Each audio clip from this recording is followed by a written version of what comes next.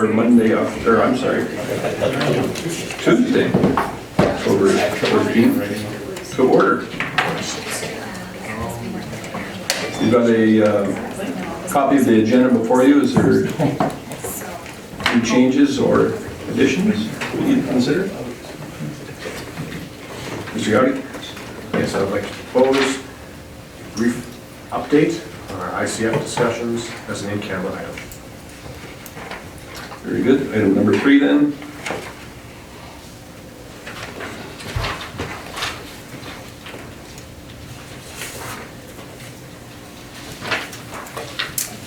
Councillor Hibbs, you had something? Thank you, Mayor Creasy. I'd like to add actually a legal item to in camera. Item number 4. And I'd move that, has anybody moved it? Sorry, I wasn't paying close attention. Please go ahead. Yeah, I would move that we would accept the agenda as amended. Thank you. Is there anything additional for the agenda? Very well. All those in favor? Thank you. And then on to minutes from September 23rd meeting. You have an opportunity to review those.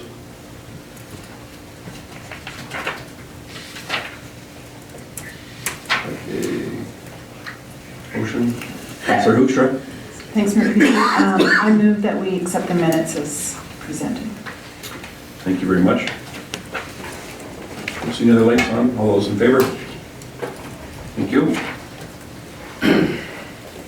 And we've got quite a number of items there of information in council mailbox. May have anything pertaining to the Lacombe District Recreation Parks and Culture Board minutes over there for your review.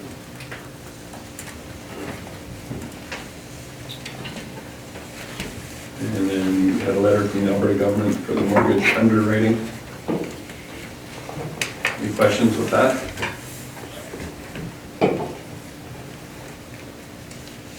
And the August 27th letter for the mortgage stress test.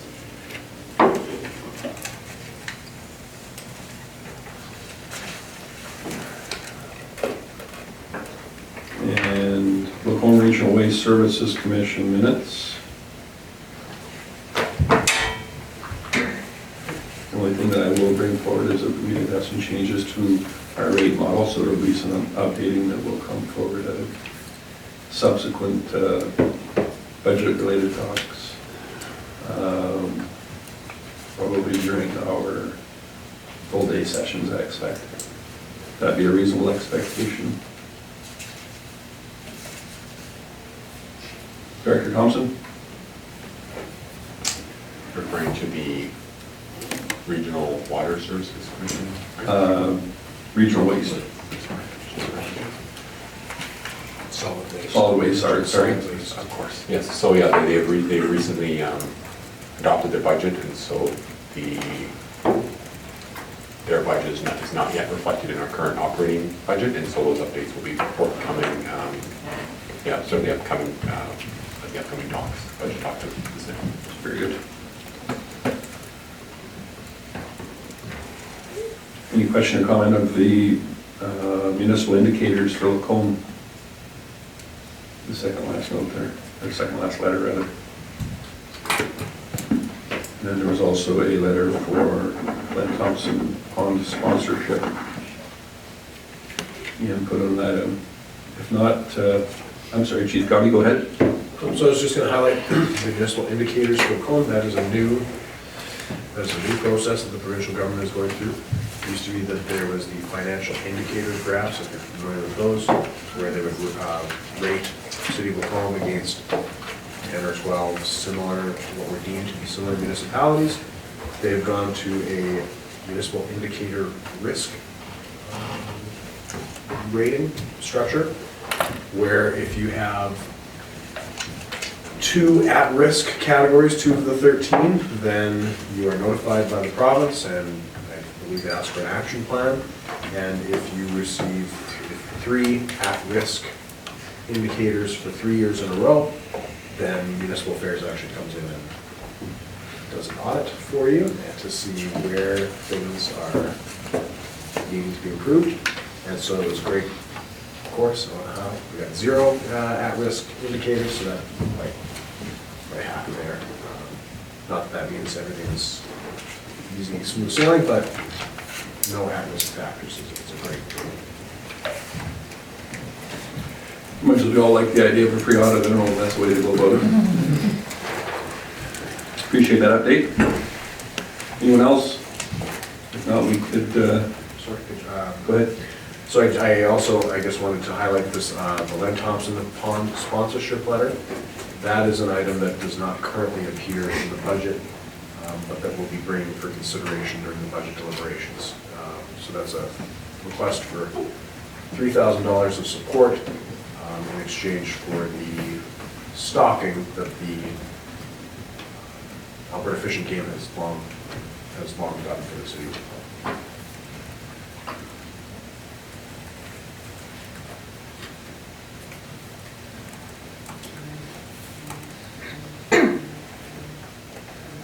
I could use a motion. Councillor Wilkes-Barre, please. Councillor Creasy, I move that we accept the council mailbox as information. Thank you. All those in favor?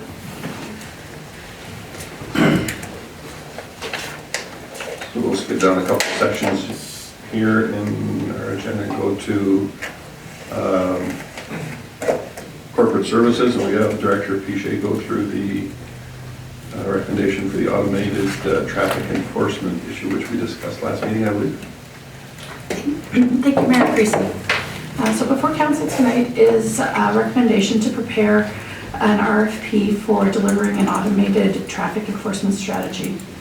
A couple weeks ago, Chief Gowdy, Chief Bloomhagen, and myself sat down to discuss the possibility of an implementation of an ATE program. In doing so, some research was done, and the province has outlined some specific guidelines, guiding principles when managing an automated traffic enforcement program. Traffic safety or transportation safety and not revenue generation must be the objective of a program like this. The police service, in collaboration with municipalities, are responsible for ensuring that the ATE programs are used to improve the traffic safety outcomes.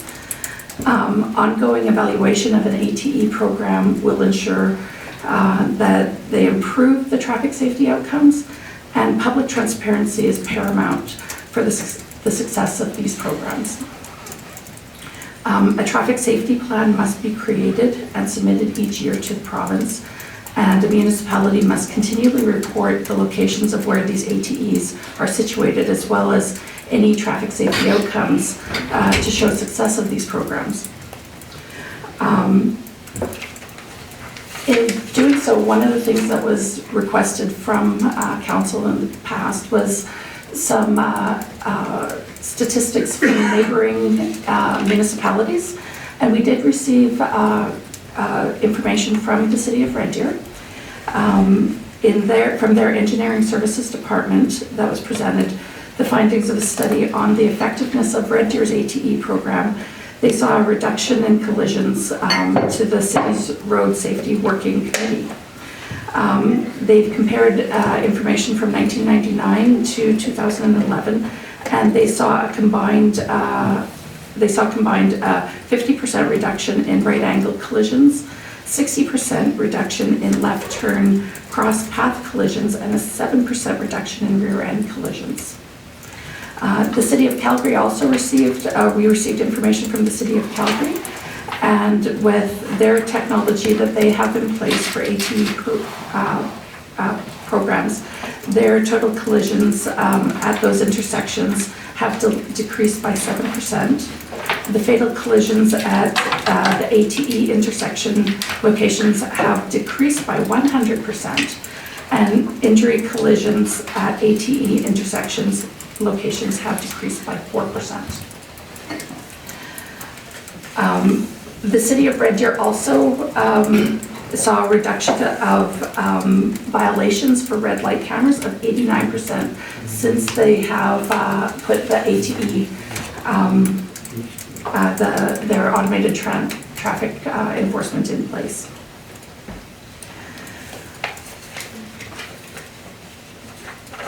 One of the things that we did discuss with Chief Bloomhagen was the proposed revenue philosophies. Chief Gowdy has prepared some graphs here where there are a breakdown of how the costs of any fines would be broken out. The province itself does receive 41.67% of the fines. 15% of those fines are given to victim services, and then the following 58% is divided between the municipality and the contracted service provider.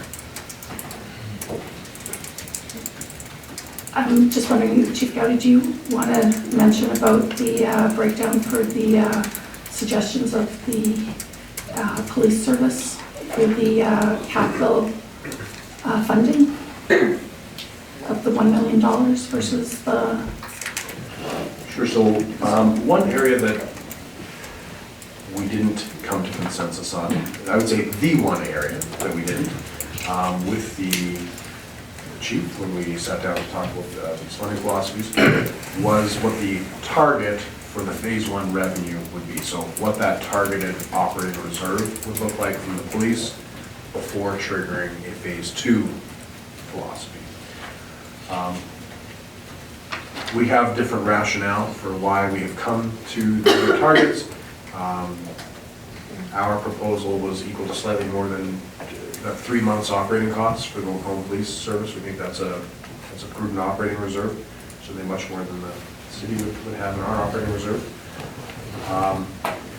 Where the police service would prefer the development of a target that's equal to 1 year's revenue for the combination of automated traffic enforcement at a mature stage, provincial fines, and third-party criminal record checks, which comes to about $3 million. So there is different rationales for why we've come to our numbers, but really the numbers are 1 million or 3 million.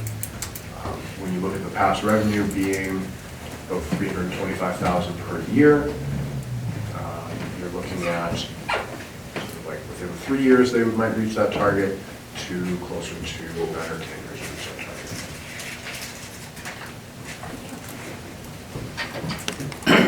At this point, if there's any questions. Did you talk about the phase 2 philosophy? Sorry.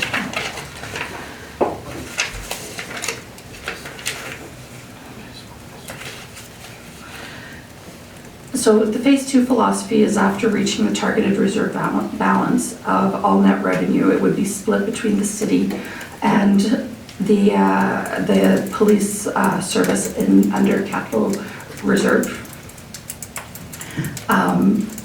Basically, once all the costs are paid out for the service, the difference of revenue would be then split between the city and the police service. I think it's important to note that those aren't split into the operating budgets of the two organizations. They proposed specifically to go into the Macomb General Capital Reserve and the Macomb Police Service Capital Reserve for expenditures that would be towards the objectives of transportation safety and transportation efficiency within the city. So the traffic safety group that is required to be formed as a component of this would be the one making recommendations for dispensations from the reserves towards those objectives. So they would be coming up and making recommendations one way or the other on proposed expenditures.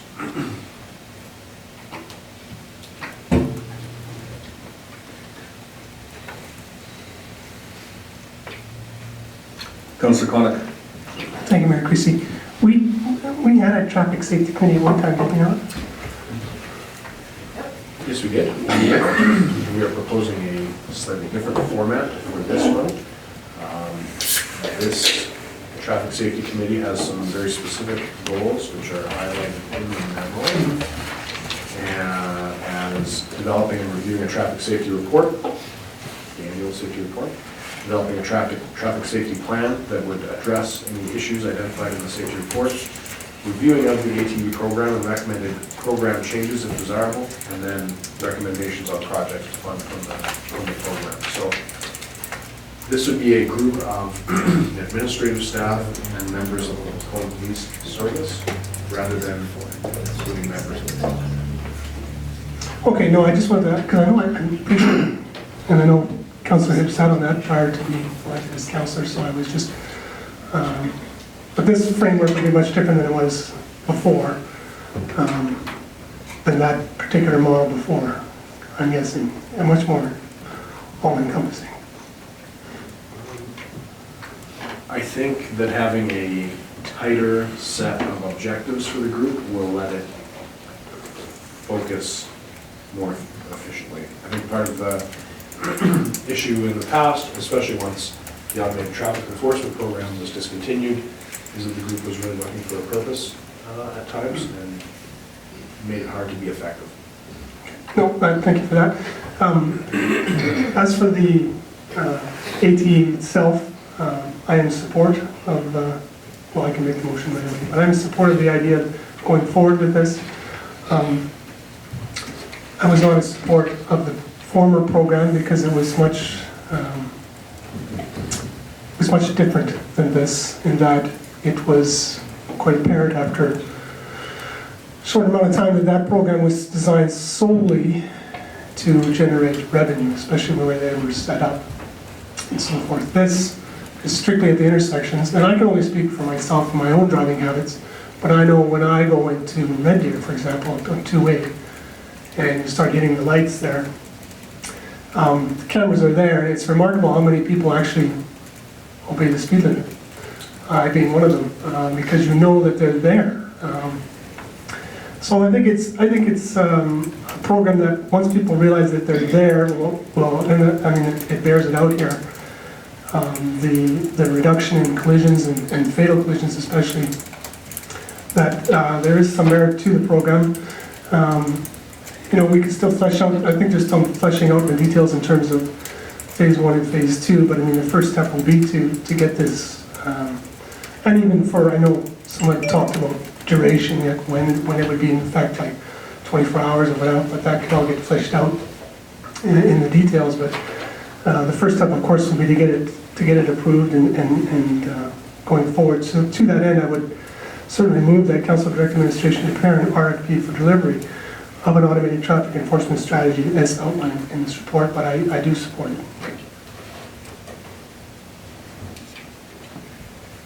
Councilor Hoekstra?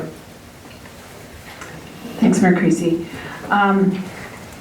Yeah, I guess I would first want to address the 4 guiding principles that I really appreciate that they're listed there, that this is number 1 for transportation safety, but the 4th one says public transparency is paramount for the success of photo radar programs.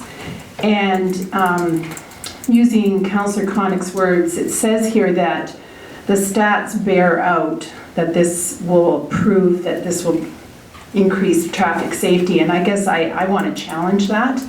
When I look at the stats that have been included in the report, I just want to ask my fellow councillors whether they're good enough. If there is no revenue generated, let's get that out of here, because we're pretending that revenue is not part of this formula. That's just going to be a bonus maybe. Are these percentages good enough? And I have to honestly say, when I see Paradise Valley listed as one of the municipalities that we're being compared to here, I question whether anybody's been to Paradise Valley. I had the privilege of being to Paradise Valley. It's this tiny little municipality. So when I see that there was a 50% reduction in collision, I question that stat. Was there 2 collisions before and now there's only 1? And can we honestly credit it to the photo radar? Then when these percentages from Red Deer, 7%, or which one is that, Calgary, it was reduced by 7%. Is that good enough if you take out the revenue generation? Are we being honest with ourselves? If we only had a 7% decrease or a 4% decrease, can we warrant this program without the revenue generation? If we're honest with ourselves about whether it's the revenue generation is just a secondary thing. So then that leads me to go, okay, so it is revenue generation, and we have been a council that has said we will not increase taxes beyond the consumer price index, but we will be a council that will introduce this, which is in essence a hidden tax on some people who are in Macomb. Are we okay with that as a council?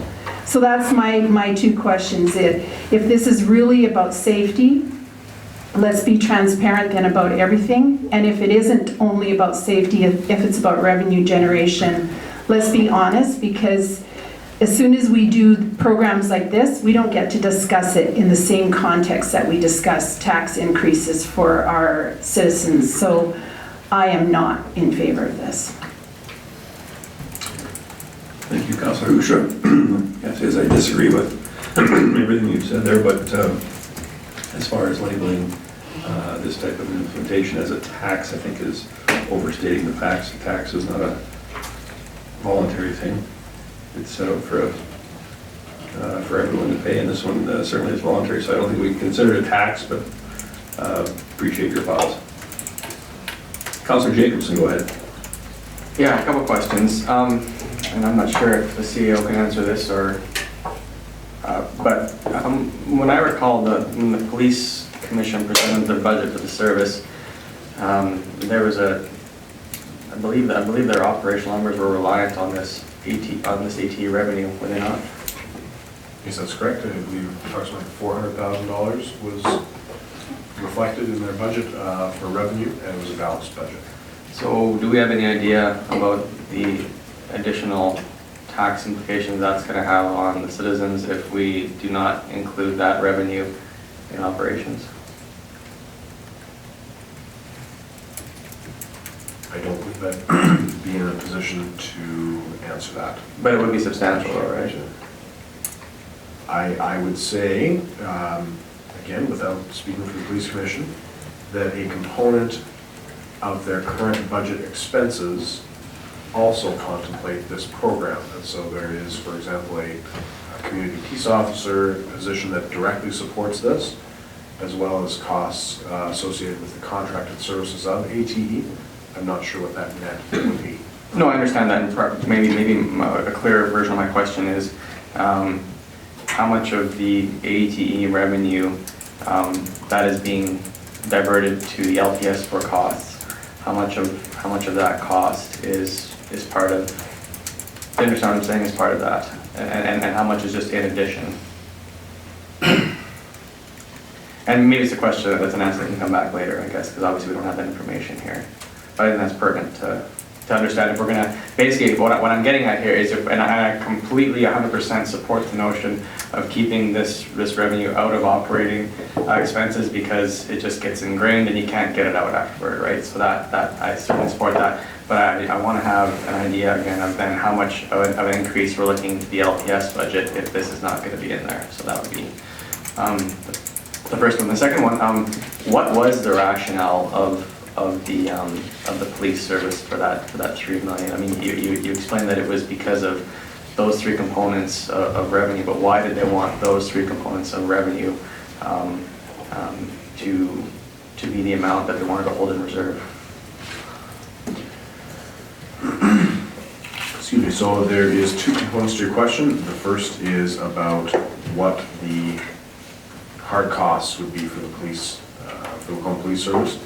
So the direct costs that we have identified with the chief for this program would be one community peace officer support position, call that $100,000. The administrative support position, $65,000.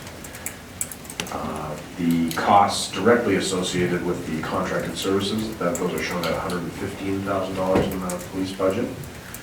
So you would be at a total of approximately $275,000 for a net revenue number, which I believe is what you're looking for, of somewhere in the range of $125,000. Is that what you're looking for? So what's the... Sorry, you said it was $450 that they budgeted for revenue? I believe it was 400. Oh, 400, okay. I believe it was 450. Janice has been looking at it closer than me, so I suspect it's 450. Okay, so yeah, so we're looking at about 175,000 extra dollars then, broadly speaking, the police service budget. Give or take. Very broadly Give or take, speaking, but that's the broad plot, okay, Yes. okay, all right. Sorry, and then the second part of my question is, So the second part of your question was, just remind me. what was their rationale for wanting? So the rationale there is that they don't want to be in a position where they're operationally reliant on, where they're completely operationally reliant and have to make a sudden change in direction because of a potential decision by council to discontinue the service. So their concern was, if you look in 2015, when it was canceled, it was a really sudden thing and it affected the budget that year. There was no way to buffer it. And they were looking for a way to, if that happened here, to buffer it over time. So sort of to stabilize the cost, if you will. So if suddenly there's a loss in that revenue, they have a full year's revenue to potentially buffer that lost revenue. And I'm just curious, and administration's thoughts on why that wouldn't be valid?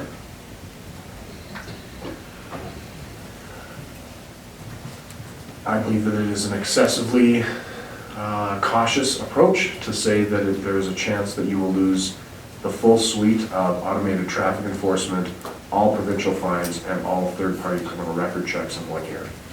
And that it would be sufficiently prudent to budget for 3 months operating costs for the Lacombe Police Service.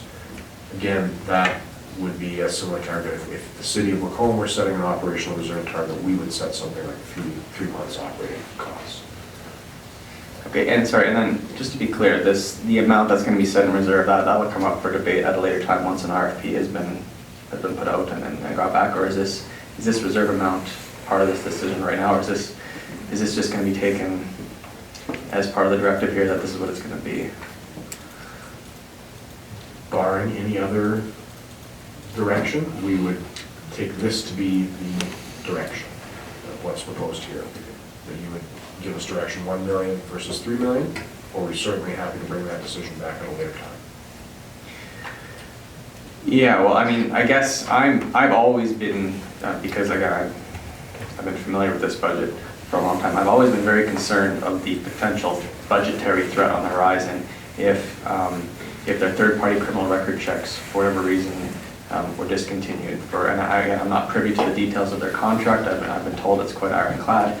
But again, when you change the chief and you change the direction of the commission, you know, things just can happen, right? And I believe, what is the number? It's what, $600,000 is the third-party information checks at this point? Yes, I think that's right, like 660, but Janice is taking a look for us. Okay, so I mean, if we had so say $600,000, and then, well, I guess if we're gonna apply, well, $450,000 of revenue wherever it's going, and if a future council decided for whatever reason, if a confluence of events made those go away even in 1 year, I mean, that's a tremendous amount to absorb, you know, in any one given time. And while I certainly concur that it's unlikely, my genuine feeling is that if we have the ability to put that buffer in place, because I mean we're kind of treading in. I mean, again, this is the police commission's job, and I don't want to be cognizant. I'm not trying to do it for them. I want to be cognizant. I'm not trying to do it for them. But I'm just concerned again that, I mean, if we have the opportunity to put this financial buffer in place so that the fact that they're essentially, you know, dallying in the private sector to cover off this tab, I think we should strongly consider putting that in place. I think that would be prudent. And then just my last question was on that. So that was based on 1 year's revenue now, but you said it would take 10 years to fund that. So by the time we get to 10 years, that would likely not be 1 year's worth of revenue, correct? Yes, it's tough to estimate what the 1 year of revenue would be because provincial fines and third-party criminal record checks presumably would stay somewhat consistent. But if we look to Red Deer, they experienced a loss of about 90% of their revenue for these cameras over that same time period. So I guess I would say if you are looking at a $3 million target, I would also say it will be a very, very long time before any of that revenue makes it to the city of Lacomb's general capital reserve because of that declining revenue generation over time. And I certainly appreciate that, I do, genuinely.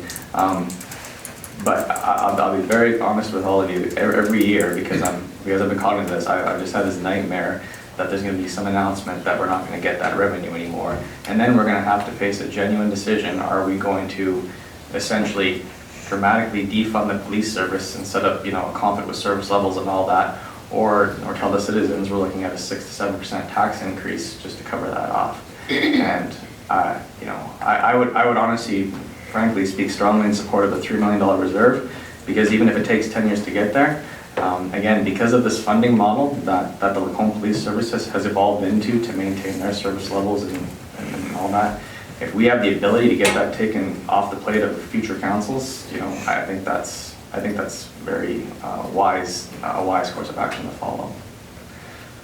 So I guess there's a motion on the floor. I won't seek to amend it, but once that's been voted on, if it's successful, I'll put forward a motion to direct for a $3 million reserve.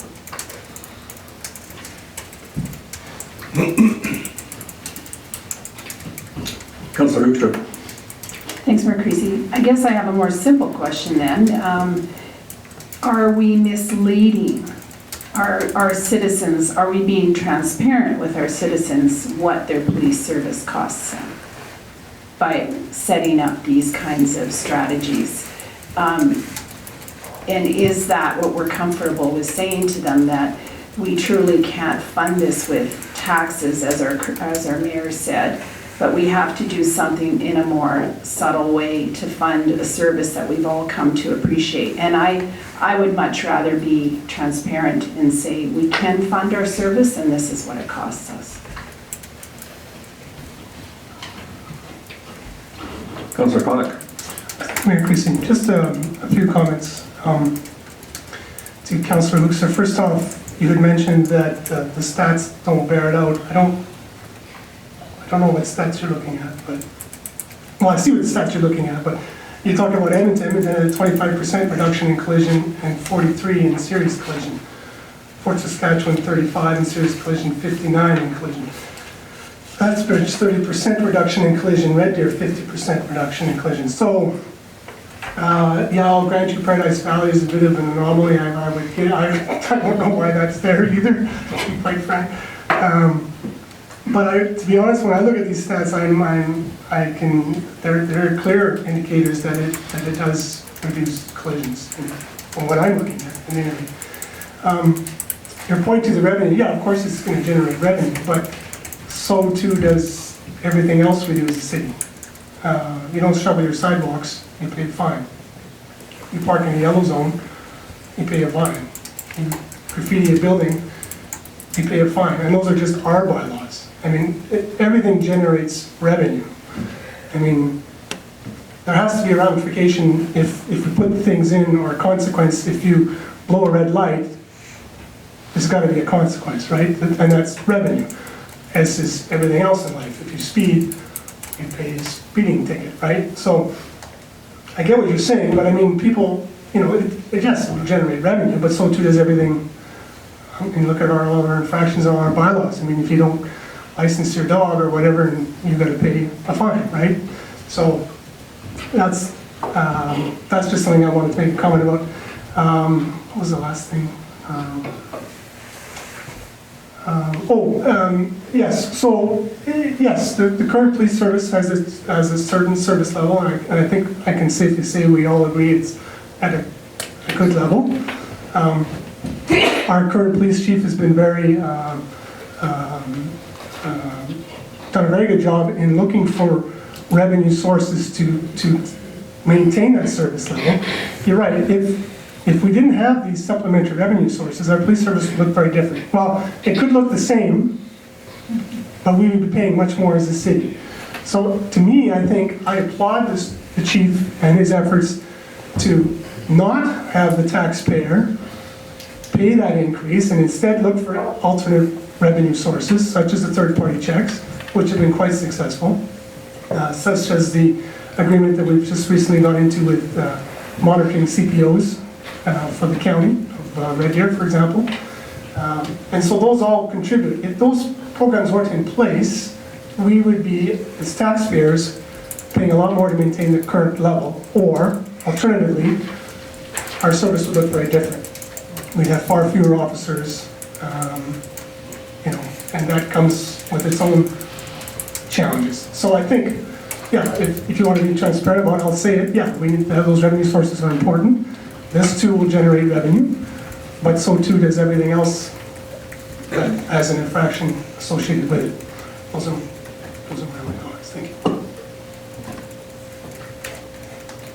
Councilor Hibbs? Thank you, Mayor Creasy. I guess I do want to speak in support of what Councilor Huckestra was saying earlier about a speed tax. I mean, I'm sorry, but semantics aside, it is a speed tax, and you won't change my mind on that. So I agree with that. And I think that's a commonly held thought amongst many people is, it's an inconvenience to pay it, but whatever, that's how I drive. But anyway, a bigger point that I really want to make, I'm just going to go through this memo because I just have them highlighted, so they might seem a bit jumbly, but this is just the way I have it. One of the comments in here says it's essential that ATE programs be used in conjunction with existing enforcement and not be used as a replacement for officer contact. Like that is a big concern of myself as well as many that are in this community. Is as soon as it's something automated is put in place, it's like, oh well, that area is taken care of. We don't need to worry about that. We can focus on other areas.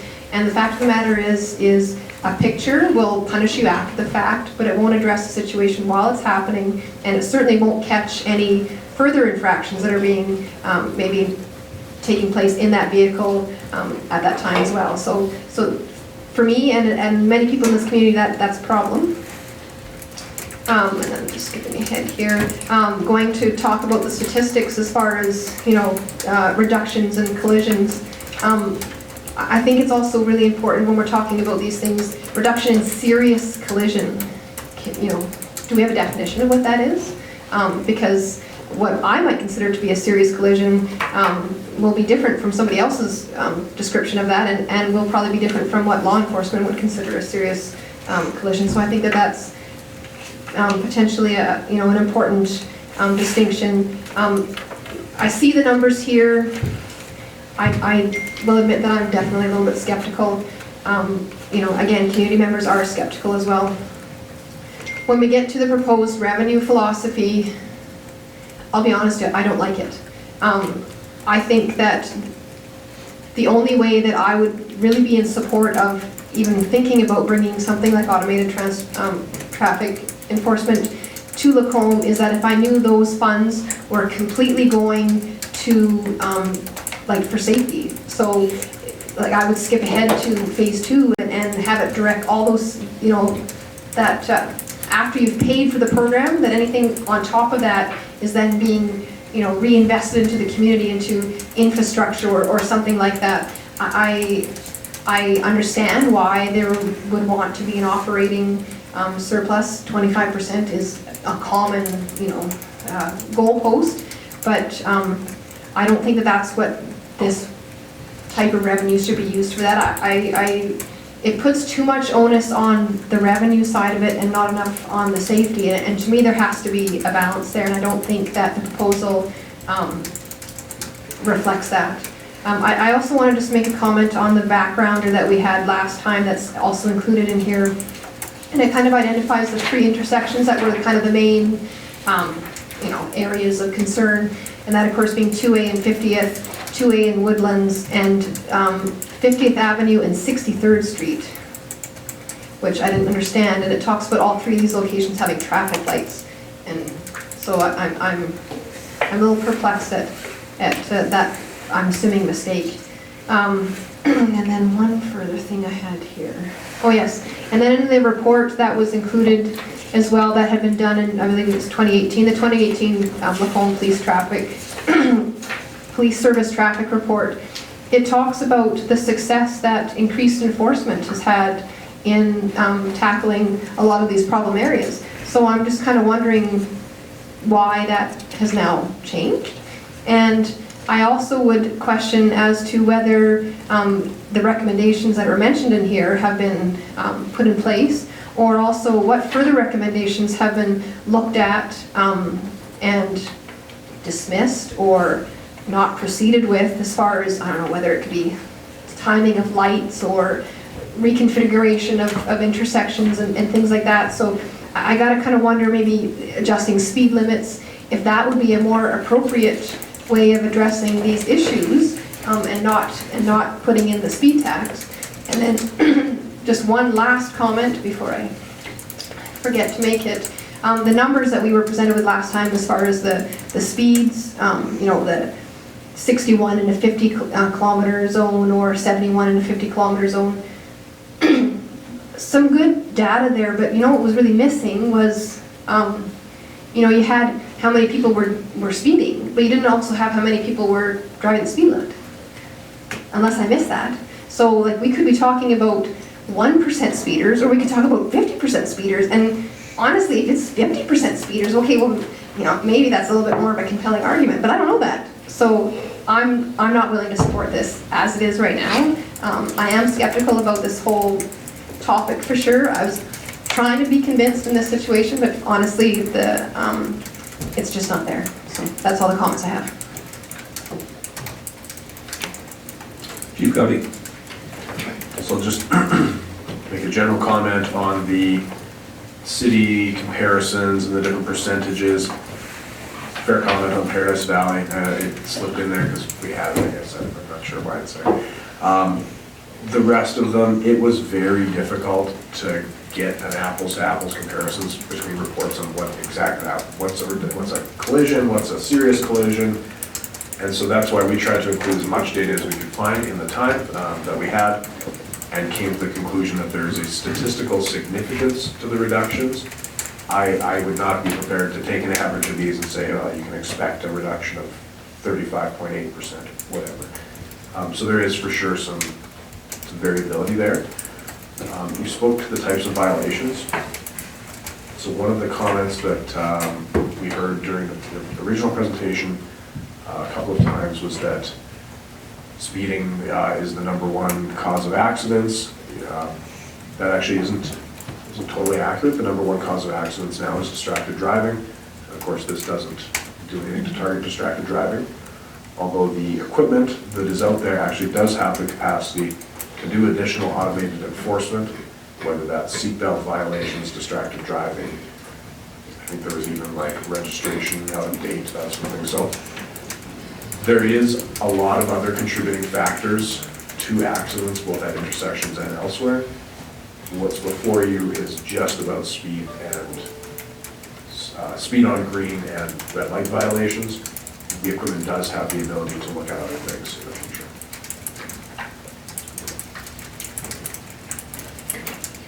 Councillor Hoekstra. Thanks, Mayor Creasy, and thank you for letting me continue to talk.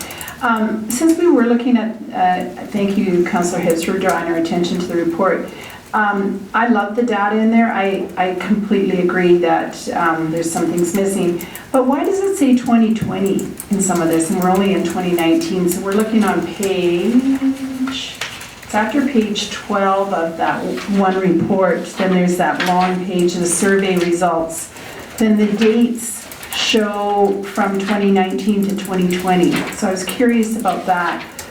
You know, if a citizen was going to start looking at this closely now, because I've actually said, people have said, why are we doing this? And I said, well, we did receive some data around people speeding in our city, and I appreciate this very much to have it, but under the date column, it says 05/29/19 to something 20 in the second line. Is anybody else seeing it? Yeah.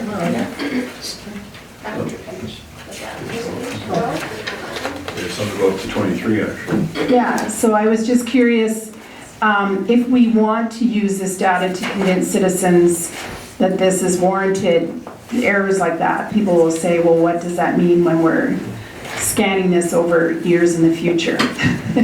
That could be a question about that. And then I lost my other train of thought. It looks like it was a Excel spreadsheet. Clerical error as much as anything to me, but I think it's, what's going to do it on the state in the future. it's certainly not correct the way that's listed there, though, is it?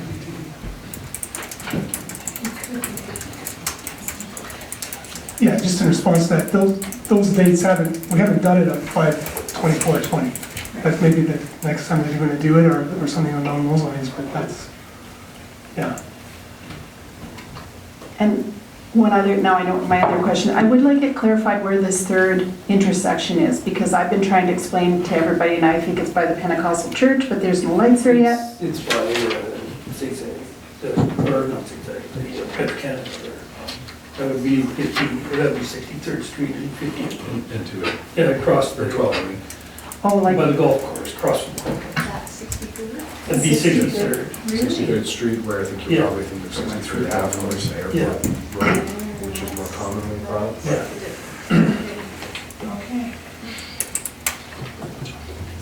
Councilor Ross? Thank you, Mayor Creasy. I'm glad there's some structure to the traffic committee because Councilor Hibbs and I were on that before, and it was honestly, bluntly, absolutely pointless. There was no direction, and it was just more of a purpose of existence. Anyways, I echo Councilor Jacobson's thoughts on, and absolutely, yes, it's going to generate revenue. It's your choice if you speed. But I will reiterate too, there is many communities that have looked upon our Lacombe Police Service and the level of service that this community has, whether it's been AUMA or other communities, and I think in order to maintain that level of service without the having to put in a 5% tax increase, I think if you're asked the citizens that question, do you want an extra 5% tax increase, or do you want automated enforcement only at the intersections this time, which I think is far more better than the perception of it before. Some of the locations I think were not serving the purpose, so I think it's being very transparent that it is at the intersections of where the lights exist, which is very few. There's going to be a tolerance level, so I think this is one thing that many other communities have done, so it's, anyways, that's my support.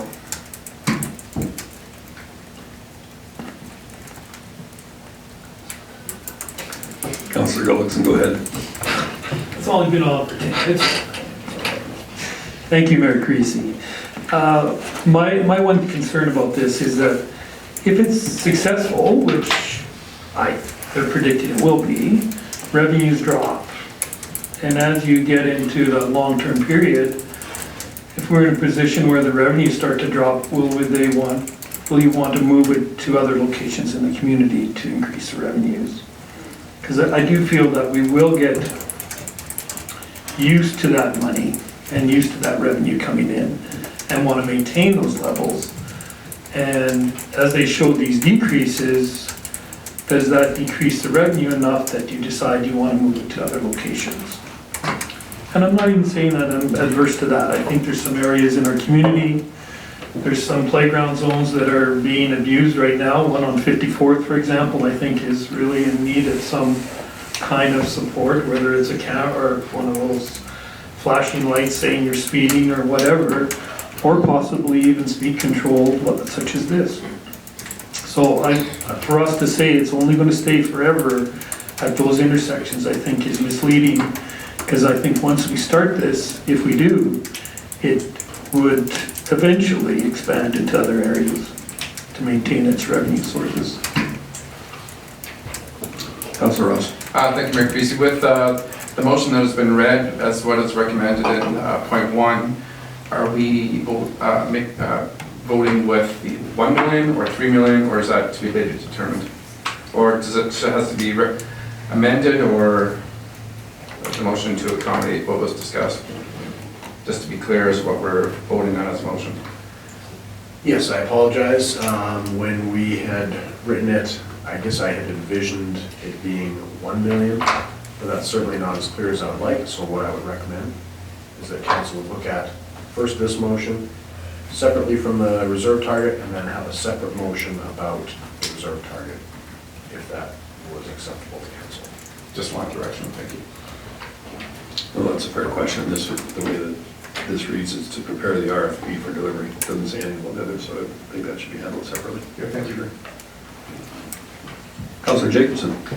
Sure, just wanted to speak to a couple things that have popped up that have just given me pause for think here as well too. So just to Councillor Gullickson's point, as long as we follow the model that's presented, I mean, assuming that the revenue didn't drop so low that it didn't cover the cost of the service delivery with the police service, I guess it wouldn't genuinely matter if the revenue dried up or not, because it's just going into a reserve then, right? But if it got dipped into operational spending, then you're right, then it would have to prop it up somewhere.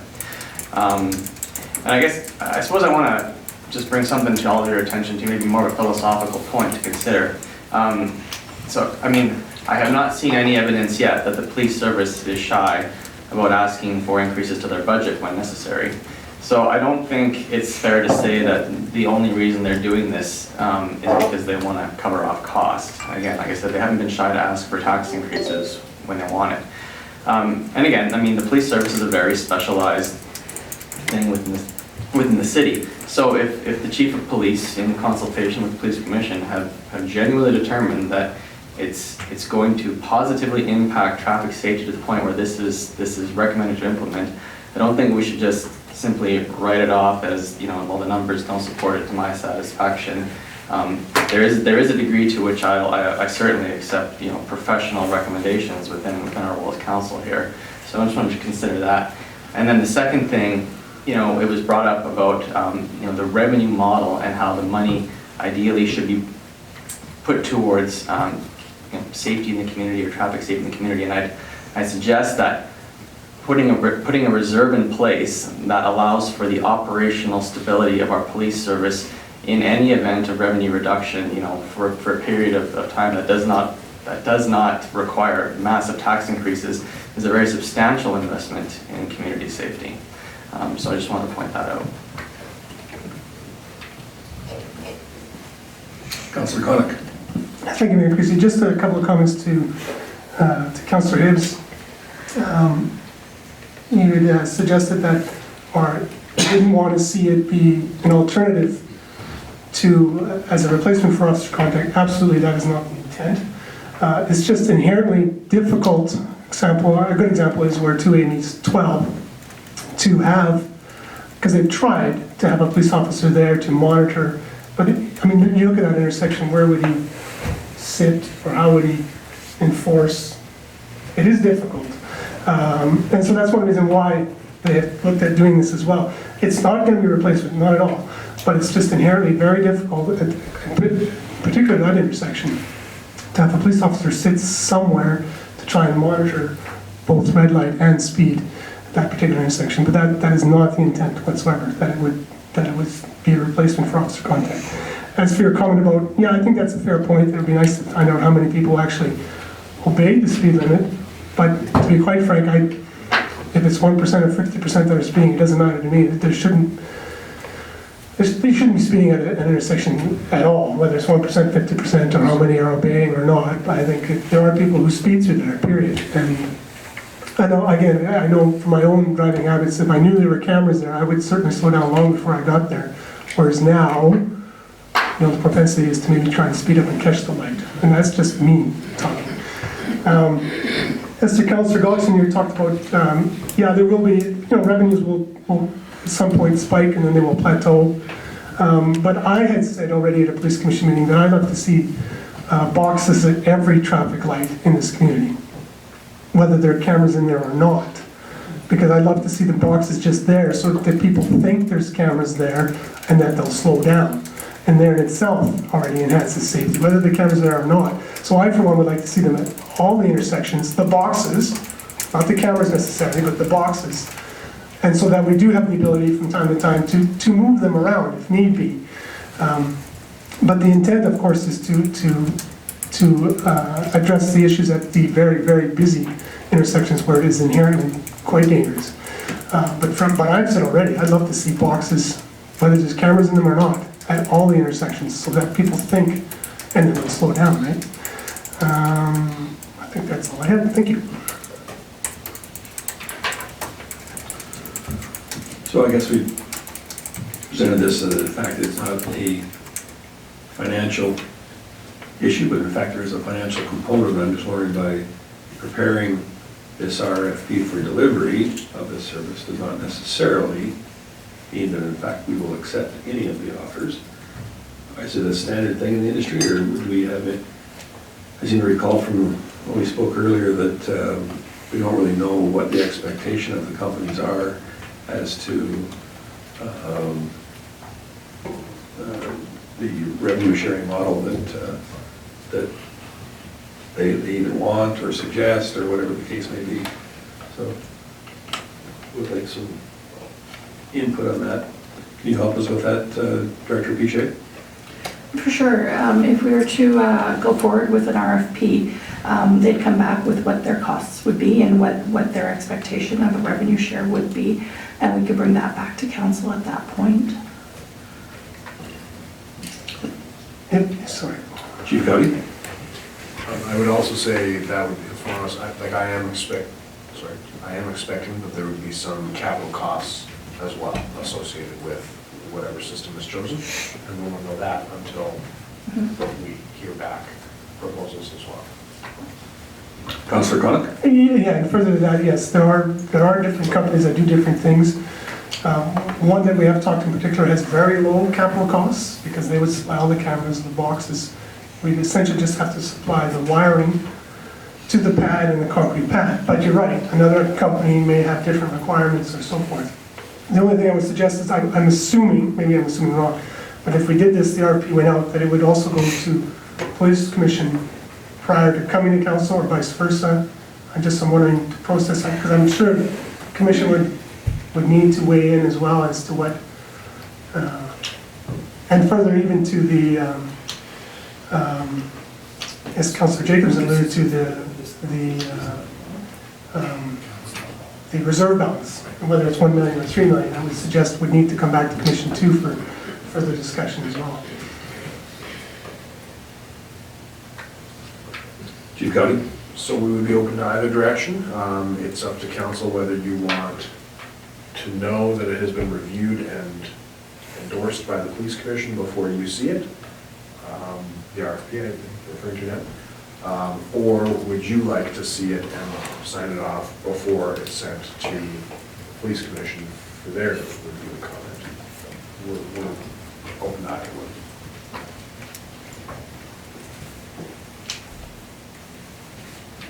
Go ahead. Sorry, if I may, I would suggest that it go to the police commission. They can then put forth a recommendation. You would see all of the proposals, and then you could either go with the police commission's recommendation or choose another, I suppose. But at some point, it's got to come to the police commission. I'd like to think it'd be before it came to council. Sorry, I guess maybe we're talking about two different things. So I was saying the RFP itself that would say, here's the services we're looking for, that would go to the police commission beforehand and then council. You're saying the proposals themselves, we would receive them, and then you would want a recommendation from the police commission to accompany the administrative recommendation to council about which contractor to go with. Absolutely. So I was under the impression that the whole idea of this automatic ATE came from the commission, so why would we just want to send it back to them for approval? No, I meant the actual proposals that come in. So say this, we approve this tonight, whatever, then it goes out for RFP, the proposals come in. I'm suggesting the proposals come to the commission as well before they come to council. And that's all I'm saying. Oh no, the police commission supports ATE. Couple more lights on over here. Councillor Ross. Thank you, Mayor Creasy. So we have 6 light locations, you're only doing 3 of them. So then does it change the RFP if you later want to do 6 locations instead of 3? Because obviously more equipment. So I guess my questions to police commission and or Director Piche is, why wouldn't you just do all 6 and be done with it with the same RFP? my expectation that there will be some allowance for expansion of the system if it's proven to be successful, but I don't. Director Bichet? Yeah, that's exactly it. It's anticipated that we start small and like with the 3 locations as it is, and have boxes or casings at the other locations, and then that we can move those around.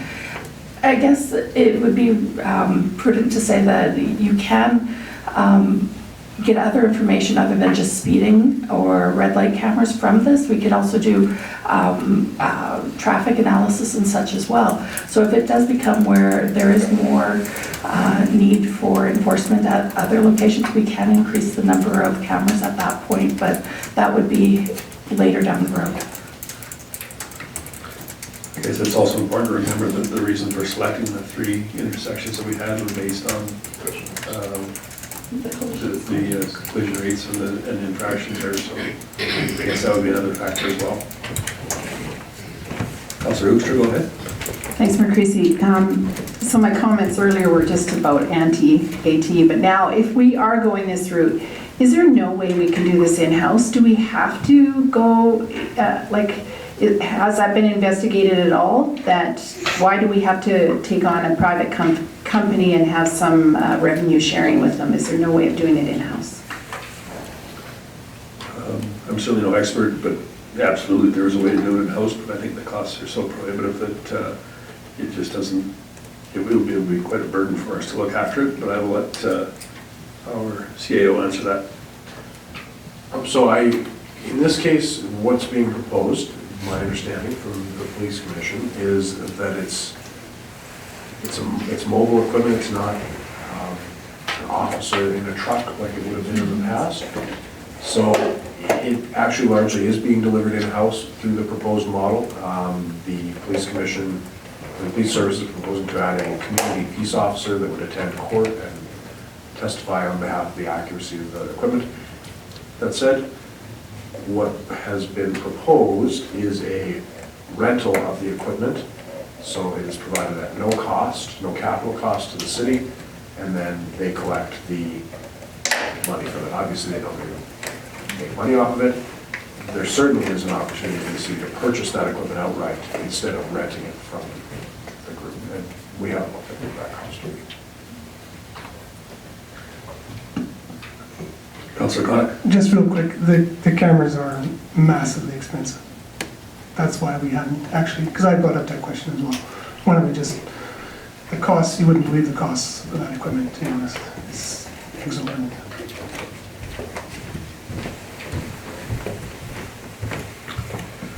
Does anyone have anything else? If not, I believe the motion before us is up there. The council direct administration to prepare an RFP for delivery of an automated traffic enforcement strategy as outlined in this report. So just so we're all on the same page here, this does not necessarily mean acceptance of any of them, and it also does not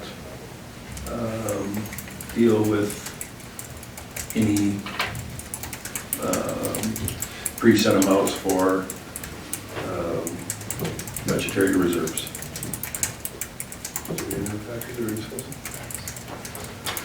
So if everyone's clear on that, I will call the question. All those in favor? And all those opposed? So noted. Thank you.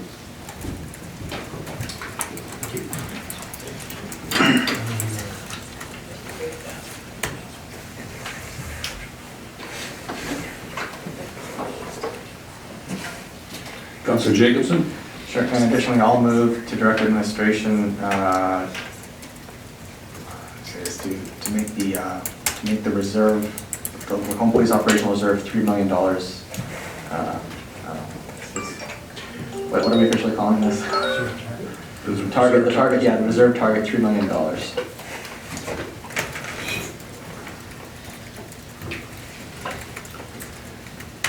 Any comment? Chief Govey? Just so it's very clear, could I ask that you would consider the reserve target $3 million before moving to a revenue sharing model as outlined as phase 2 in the report? Yes. Well,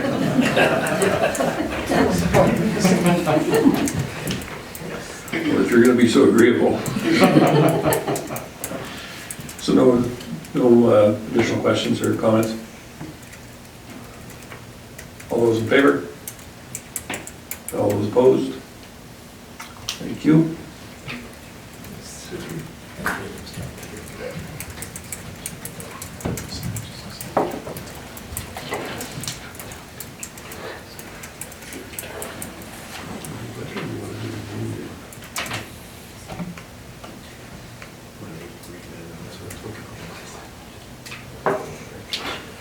Director Thompson, I think we're going to move on to page 2 here and go under environmental services for the green bin disposal RFP award, please.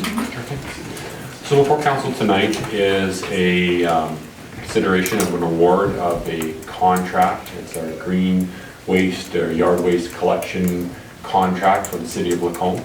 The current contract has expired, and so administration has released an RFP seeking new proposals to provide the city of Lacombe with the service to take the green waste that comes from the green bins as well as the waste from the Wolf Creek Recycle Depot. So upon the close of that RFP, administration received three proposals. The proposal from D&M Concrete was for an annual cost of $9,250 to the city overall. What they have proposed to do with that material is to compost it and utilize it for their gravel pits located just north of the Lacombe County's office, but is also process it and use it for to sell to the general public as part of their retail operations. They've also recommended that to improve the Wolf Creek Recycle site to include what they call concrete blocks that help better organize the yard waste and the branches and brush that collect there. And upon doing so, they would monitor the site, and when it became 80% full, they would take that material from that site for us. Right now, the city of Lacombe forces load that material and transport it to Prentice primarily. Now, one of the risks that we have with the numbers is we base them on volume calculations and trucking rates, because that's how we calculated how much of that material we collect annually today.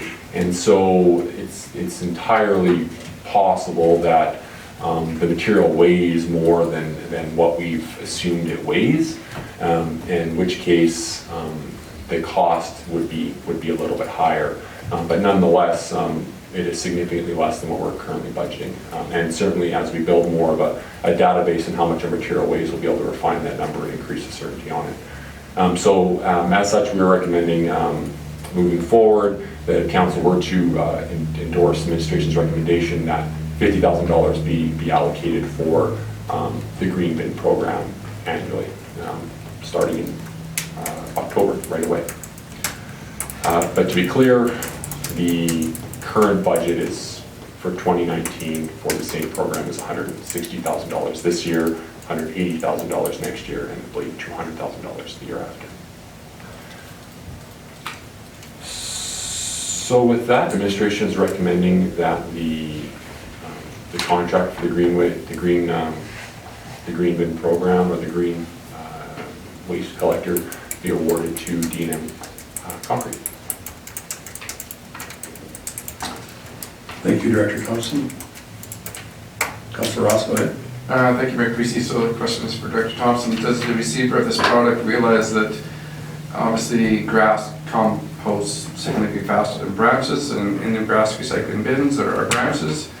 But does the receiver understand that there's also going to be branches or people that throw the material in a plastic bag and it ends up out there, that it's not just going to be composting grass matter and leaves that compost significantly well, that there is going to be plastic bags that are not picked out? All due respect, Public Works, but you don't pick them out, the branches are together in this, that there's just not grass and leaves to compost perfectly. So I want to know if that was communicated in the RFP, that of the conditions that the product that might be received, so they understand that. Yeah, certainly, and it's a fair point. It's a mixed material in there. And some residents do dump their grass clippings, bag and all, in the green bin, and they get compacted, and it's difficult for us to pull that out. But but certainly that was well communicated in the RFP, and it was reiterated in the response that the material is, they're taking the material as is in its current state. Councillor Jacobson? Sure, I'm just curious about like the gigantic discrepancy in the two bids. Can you elucidate us? Director Thompson, do you remember what the bid was from the third bidder? $130,000. So we were expecting sort of that range of cost, and certainly when we saw the discrepancy, that was my first reaction too. And so we did have both our manager of utilities and Director Thompson follow up to make sure that there was a full understanding of what was being signed up for and committed to. We are as confident as we can be that awareness is there. However, it's a 3-year contract, and there may be the need to change in the future, but it's tough not to try it out when there's a savings of that magnitude. I don't think there's any one of us here who read that and didn't think the same thing, but I would suggest that there obviously is a substantially different use for this material between the proposed bidders. It's the only thing that I can say without such a discrepancy. But Councillor Cock? Thank you, Mayor Creasy. In here, we had alluded to, Dr. Thompson, you alluded to the fact that if we don't have the weight quite right, that the cost would go up. Did I miss what that increased cost would look like, or did it? Sure. Yeah, I can clarify that. So the way we've been currently the grass is not, it's not weighed, it's not put over a tipping scale. It is it's on a truck per truck contract, and so based on per truck, and we can estimate volumes of that grass and that material, and then we look at conversion factors for how much a yard of grass would weigh, and then do that conversion and estimate how much weight it all added up to at the end of the year. And so there's some variability to how much grass weighs based on moisture and everything and other things. And so that's where we have some uncertainty in our estimates. The bid price is for just under $10,000. We are recommending council consider a budget moving forward of $50,000 to account for that. But certainly as we begin to weigh that material, we'll be able to think very quickly, understand how much our material weighs, and refine that number moving forward. If I may, thank you. No, so, okay, then that's fair. I mean, but I would argue that I think weight-wise, you're going to take more out of the recycling depot in terms of, I mean, we've seen massive amount of trees get dumped there, for example, weight-wise. And that was my other second point that you alluded to in here, 3 pickups, a minimum of 3 times between May and October. But I would argue they would probably end up going there more, but they are aware of that as well, right? So the 3 pickups a year was the proposal of DB Bobcat, one of the other bidders, and D&M Concrete had proposed to monitor the site, and once it reached, I guess, an agreed 80% capacity, they would take the material away. Yeah, no, I get that. I mean, but you had said your administration required the contract a minimum of 3 times, so I'm just suggesting it's going to be more than 3, but as long as D&M is aware of that, then that's fine. Councillor Ross? Thank you, Mayor Carisi. So I've received this question several times. Anybody who's watching tonight or foresee it coming again is, do we have any extra green bins so that if there is possibly a tonnage issue, I know several residents have asked to have more green bins because they're too far apart. is what is out there within the community what we have? Or is there more available to be put out? So that feedback was heard also during the coffee with council session. There's some comments pertaining to green bins that were taken away and when they were planning to be returned. And so we're looking into why that was, and certainly it was not the intent to take any bins away from the community anyway. But the green bin program is an aspect of our solid waste system that's included in the solid waste review. And so if there's a demand for the program and there are benefits that are yielded from it, then certainly there'll be some recommendations coming out of that solid waste review pertaining to the green bin program.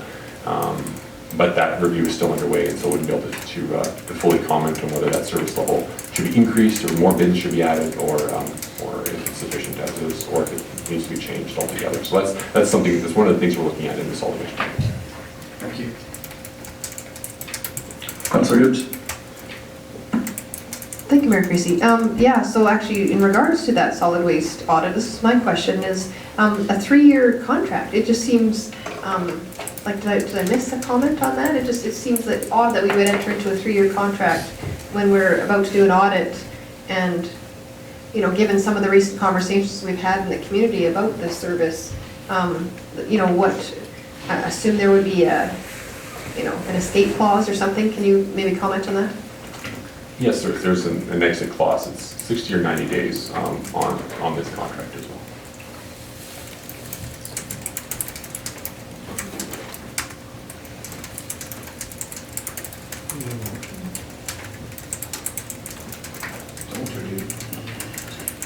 Councilor Hoekstra?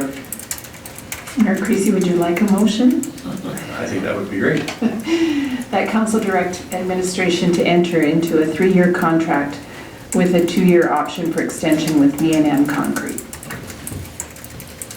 Are there any additional comments? Prior to calling the question? Seeing none, all those in favor? I think that was unanimous, so that's opposed. Director Piche, do you want to be prepared for the franchise fee comparisons? If you could take us through that under corporate services, we'll take that in next, please. Thank you, Mayor Creasy. So before council tonight is a recommendation to set the franchise fees for 2020. These fees are reviewed annually, and the city is in its 4th year of a 10-year agreement with ATCO Gas and in the 6th year of a 10-year agreement with FortisAlberta. These franchise agreements permit the utility companies to be the sole distributor of these services in exchange for access to the right-of-ways and the roadways, and the city also receives a compensation in the form of these franchise fees. In 2018, an analysis was completed which reviewed the city's municipal comparators, and at the time it was decided that the city should align with their comparator median rates. Prior to this, the city did not adjust any of its rates for nearly 15 years. In 2019, the rates for ATCO was set at 22.1% and 12.75% for FortisAlberta. Reviewing these rates of our comparators this year, for 2020, the median rates are 24.5% for ATCO Gas and 12% for FortisAlberta. The changes of these rates will give a difference of $76,464 for ATCO franchise fees, and it would actually lower the estimated revenue for FortisAlberta to $902,864. The city is recommending that we increase our rate for the natural gas fee for ATCO Gas to 24.5%. However, we are recommending that the change for FortisAlberta remains or not to change the FortisAlberta franchise fees for the city of Lacombe, and it remain at 12.75%. If there's any questions, I'm happy to take them at this time.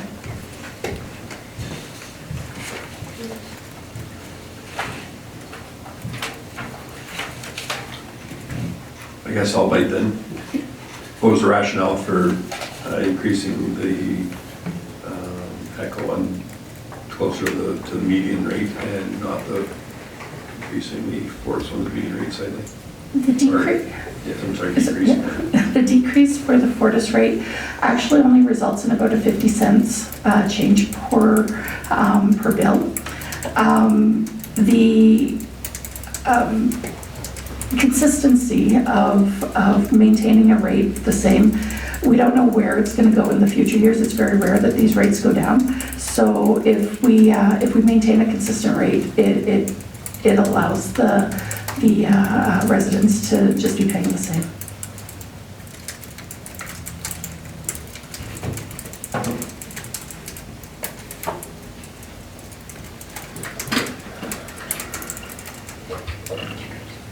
Councillor Hoekstra? Thanks, Mayor Creasy. I'll move that council set the 2020 natural gas franchise fee rate for ATCO Gas for the city of Lacombe at 24.5%, the median rate of comparator municipalities. Councillor Koenig? Thank you, Mayor Creasy.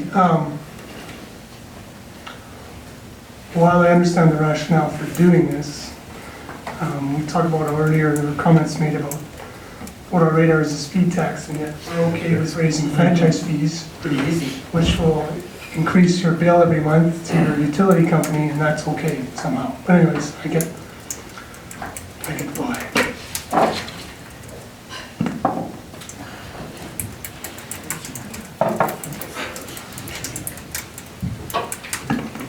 Councillor Gullickson? Thank you, Mayor Creasy. I never, maybe I missed it, but I didn't hear how much of a change this would be in the individual's gas bill. Do you know? I'm sorry, I don't know that. You don't know that for sure. But you knew it for Fortis, though. There was a different spreadsheet to calculate that for what was given for information. I apologize. Yeah, we could figure that out, I suppose.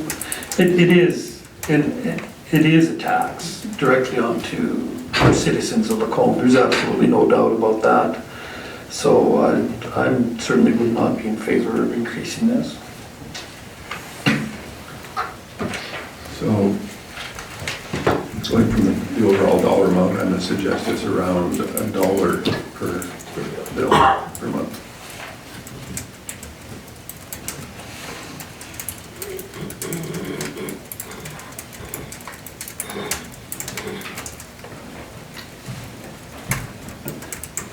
Excuse me. Councillor Jacobson, go ahead. Sorry, and just a clarification, and if you mentioned it before, I apologize.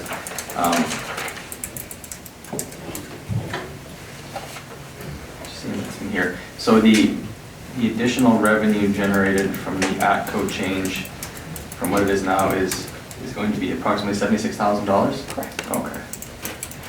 And CAOW, has that already been accounted for in your budgeting for the 2020 year? Yes, it has.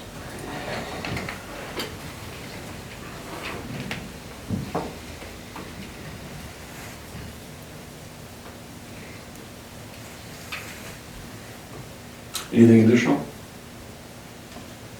If not, I'll call the vote. All those in favor? Those opposed? So noted. Thank you.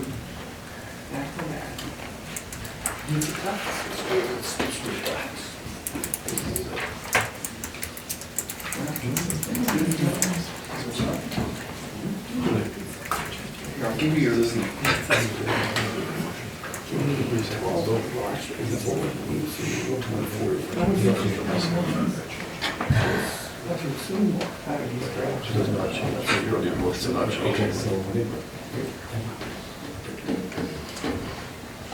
Just so there's no confusion, there was no recommendation to change it, so we don't need a motion to leave it the status quo.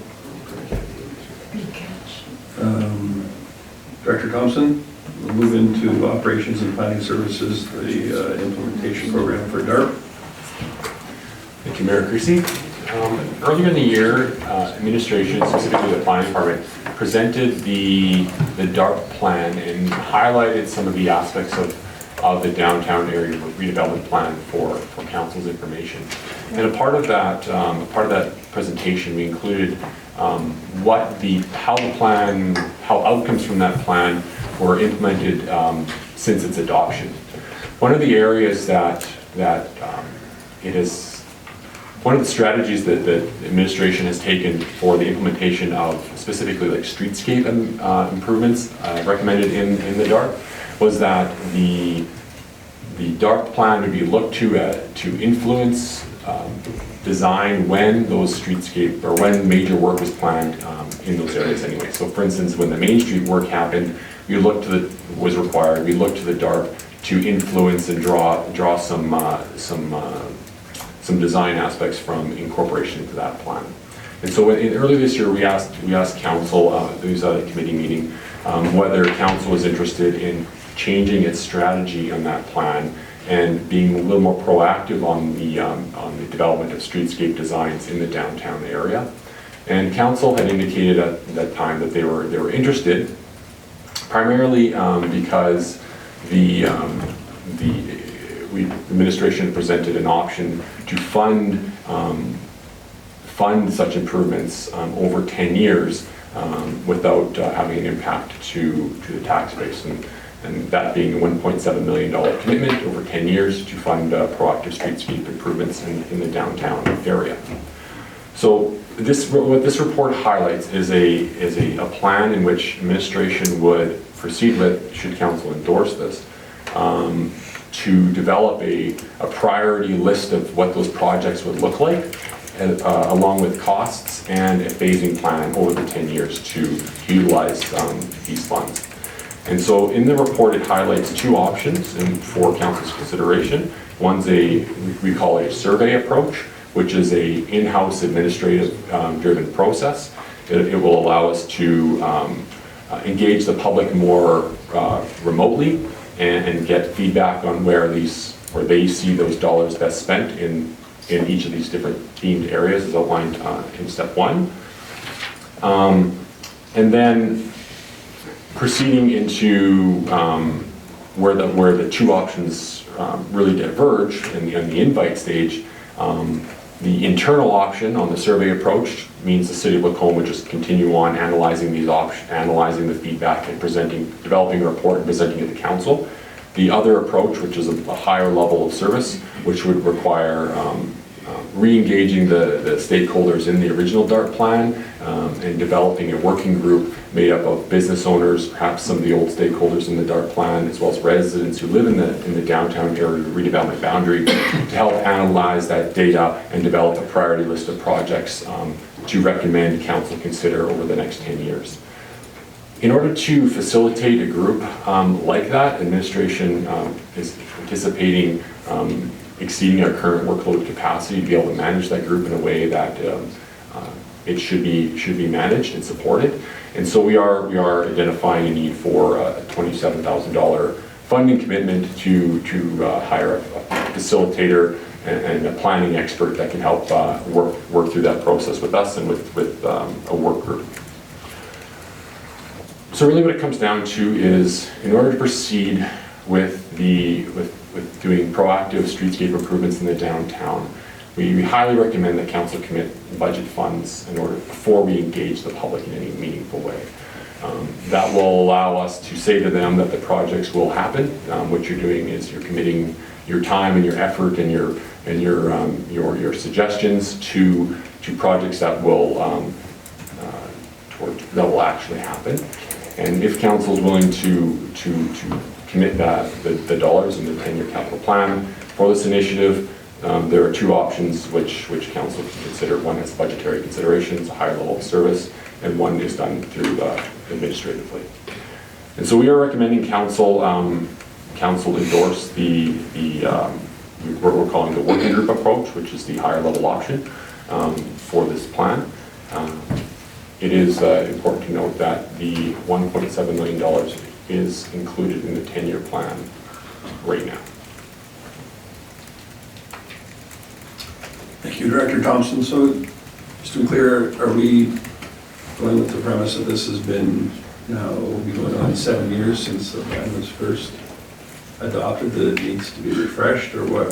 Why are we going through this entire process of public consultation once again? Sure, it's a fair comment. In the plan, there was an implementation, short, medium, and long-term actions identified. And in the medium and long-term action items, there is a streetscape improvements, just a line item. And that doesn't really have any specific actions associated with it. There's nothing, do this project on this day or do this project on this street type detail.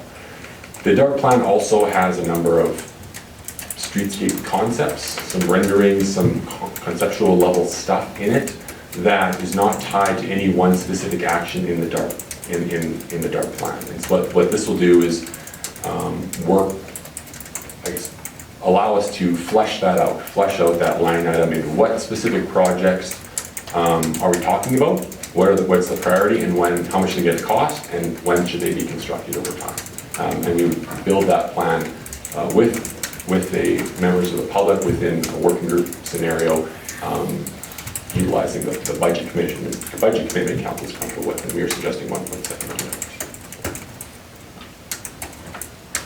And then, so that's based over the next 10 years, you said? That's correct. And so what would lead us to believe that the information we glean now would be more valid after 6 or 7 years, looking into the future, than what the information we have now is 6 or 7 years after the last report?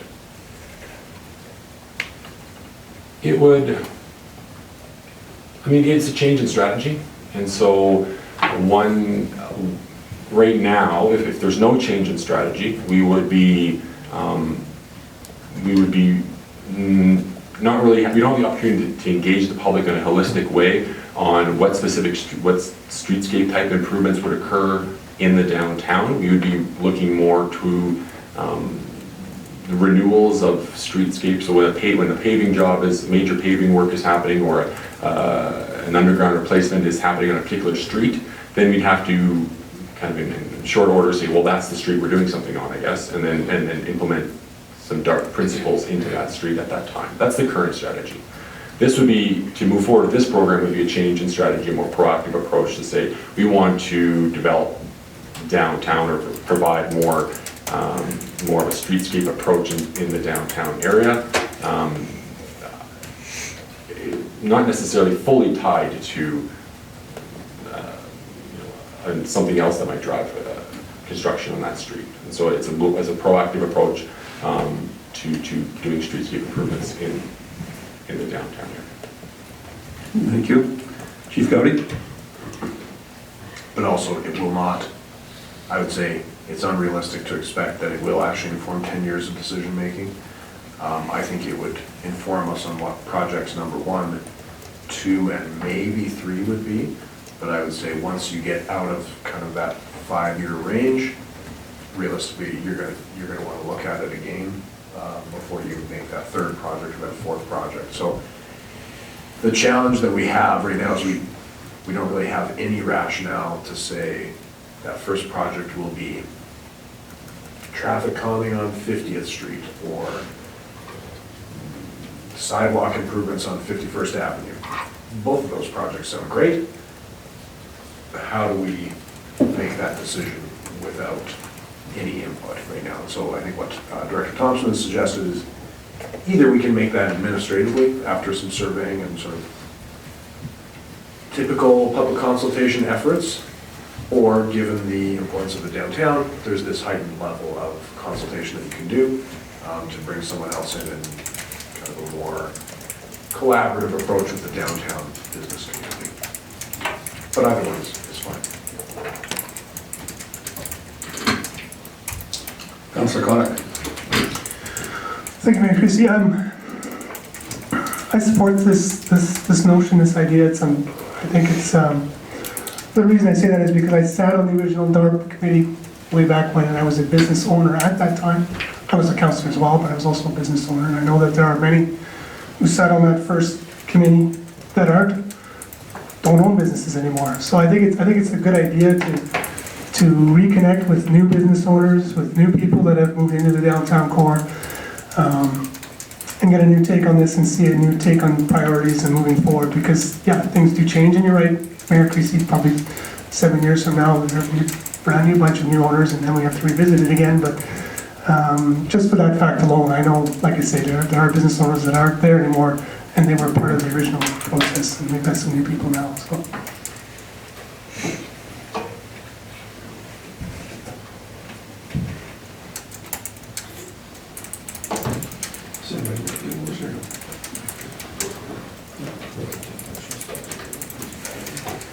Councillor Conick? So to that end, I would so move that council endorse the working group approach for the DARP implementation program. I think that's, yes, thank you.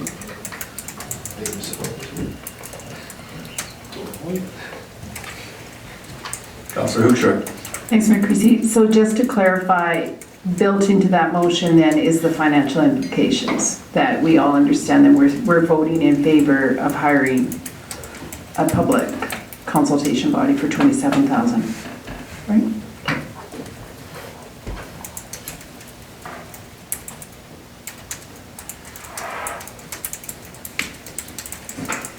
Councillor Ross? Thank you, Mayor Christian, and sorry, apologize, but just be clear, there is no reserve set aside whatsoever already from the previous consultation done in 2012, like this would be strictly borrowing, this 1.7, if it's in the future.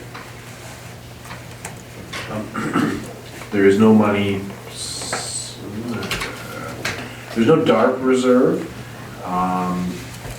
There is a roads reserve, there is a general capital reserve. None of those funds have been earmarked specifically for DARP projects.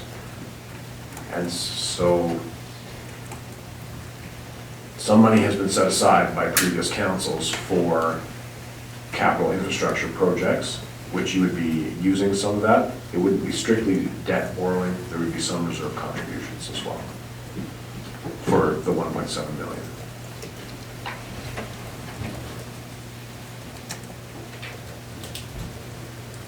Anyone else? You got a motion before you. I guess I'll call the question. All those in favor? Those opposed? That would be one.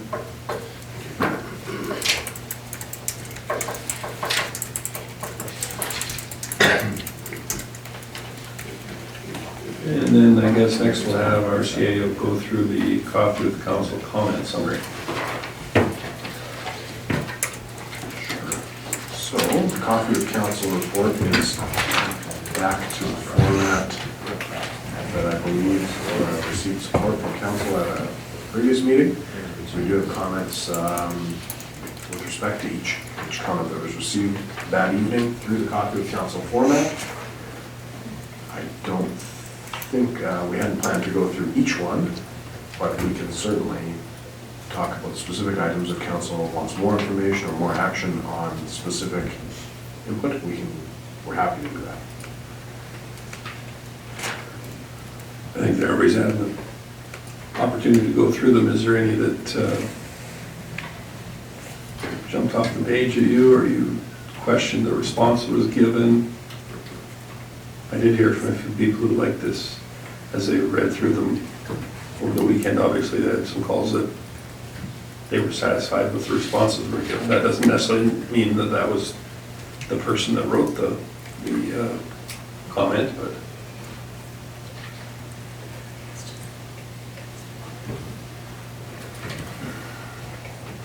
Councillor Conick? Thank you, Mayor Creasy. I don't have any issues with the comments that came from County Council. We did get a letter submitted after the fact that had a bunch of questions asked, but I don't see any responses. Will we see responses to those questions? So if it's the letter I'm thinking of, that letter was actually received in August. And we did follow up immediately with the concerns noted, to make sure that the properties identified were within compliance with the bylaw, or worked with those homeowners to gain compliance with the bylaw. So I mean, A specific letter will be going back in response to that letter, but to be, it's perfectly blunt, it was in no way a copy of council letter. It was received through a totally different medium, at a totally different time, and we will be responding directly with it and have followed up on all concerns noted. So there was a communication error on that one that was initially put into the package in error. And there were some other FOIP-related questions about it and some miscommunication there, so it's been removed in its entirety from this council's package, and contact was made to the writer, and I have not heard one way or another if it was to their satisfaction, but I'm assuming that it was at this point in time. Councilor Connacht. Thank you. No, that's fair. There's some questions here that I'm just kind of curious as to what the answers are. So if you could pass along that to us as well. True. Thank you. Councilor Jacobson. Sure, I guess I just wanted to comment on one of the comments I read, and I understand that one comment is not a consensus make, but it follows up a lot of the anecdotal conversation I had heard when we were discussing earlier this year the Fairway Drive sidewalk issue, and what I had heard at the time was, in fact, there was a substantial amount of support to put them in at all there. So I just thought that was interesting that comment was there. So I'm sure that'll flavor capital discussions down the road. But again, just underlining, as we had identified 6 months earlier, that the consultation process, was flawed in that case and probably needs to be revisited.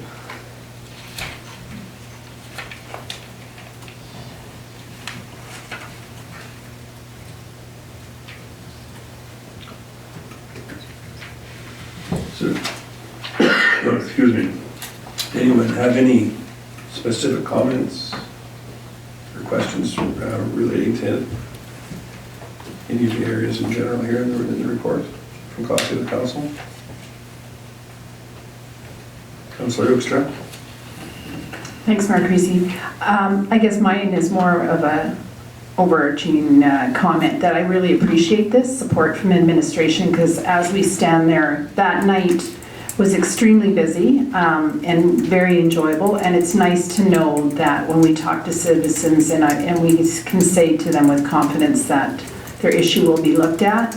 So I appreciate this support as a city councillor that administration does this.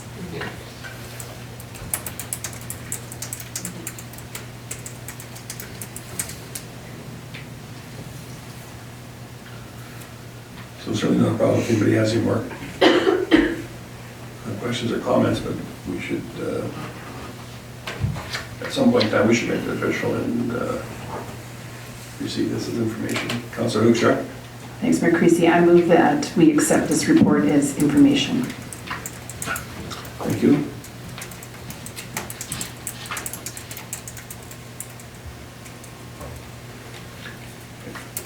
Go ahead. As an added comment, could any of these be made into Facebook posts on behalf of the city that citizens who might not read a council package might suddenly go, there was my question and there's my answer. And I just think it might be a good way, and addressing that this came up at Coffee with Council, that it shows that we are genuinely following up on their concerns.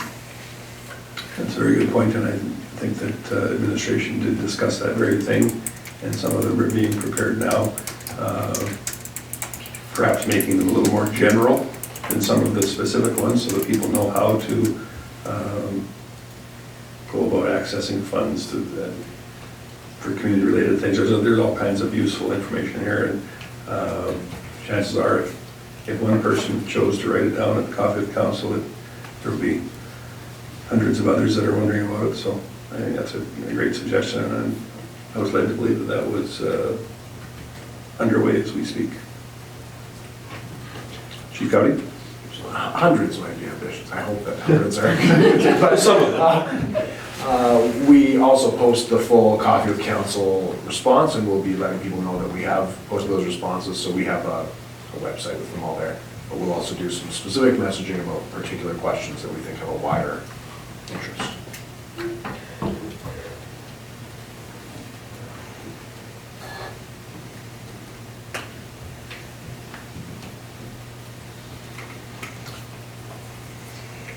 see anyone else, I will call a question. All those in favor? Thank you.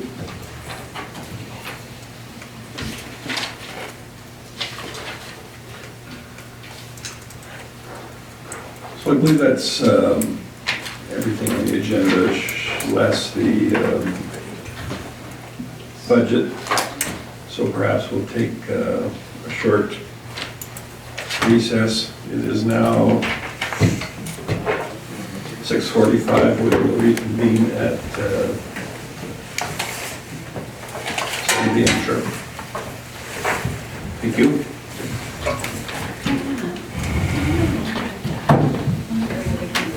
It's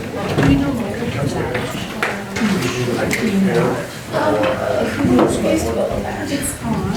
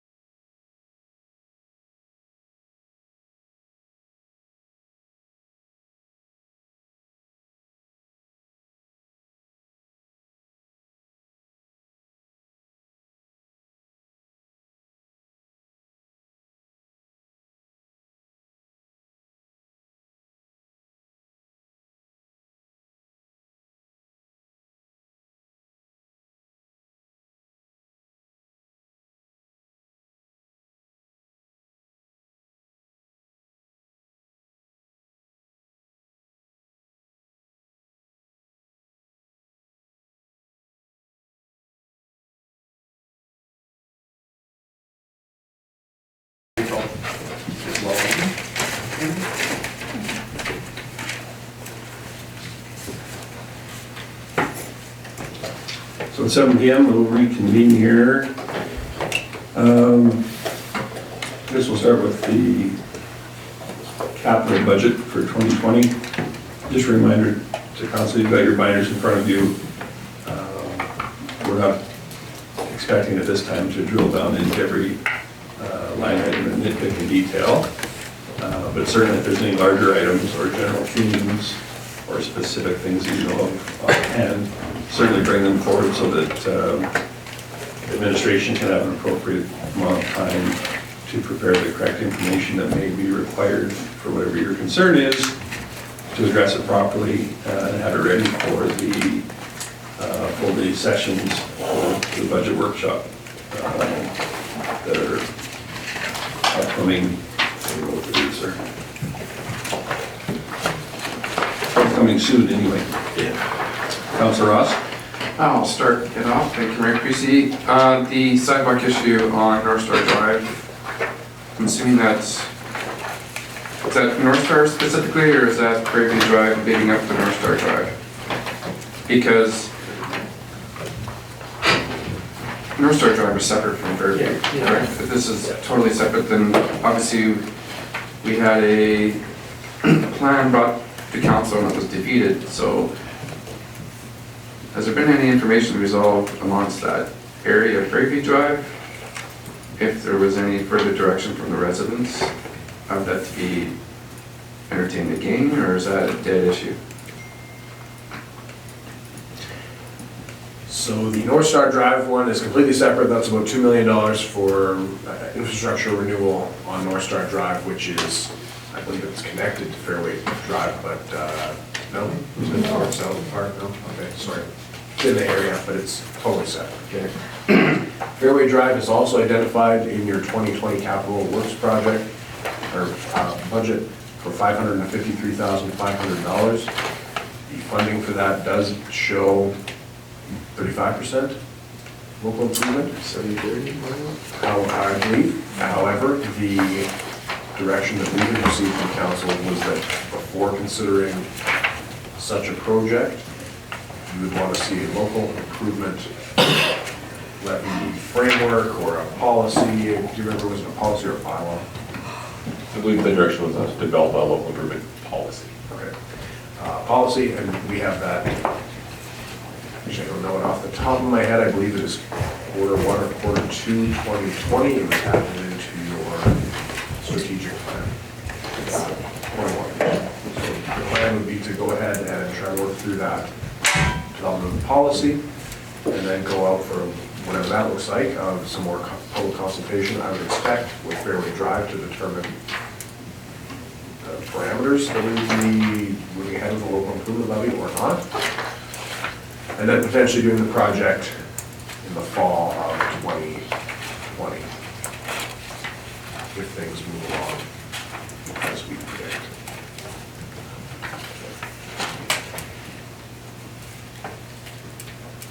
So sorry, did you want me to go through maybe just a high level executive summary? Yeah, I think that'd be fine. We'll just entertain one question from Councilor Jacobson before we go ahead. Well, I had a question about one of the items in the capital plan, but maybe it'll be redundant if we're gonna do a high-level overview. You go ahead. Sure. It just strikes my memory that the lake and gravity feed storm main, and then I followed it up in the appendix with work plan for 2021. I thought we determined that that was not gonna happen. 100 and some thousand. That wasn't the direction that we received. The direction we received was to include it for consideration in the capital budget and in your capital budget. It was not to proceed at that time, but it was for further consideration. All right.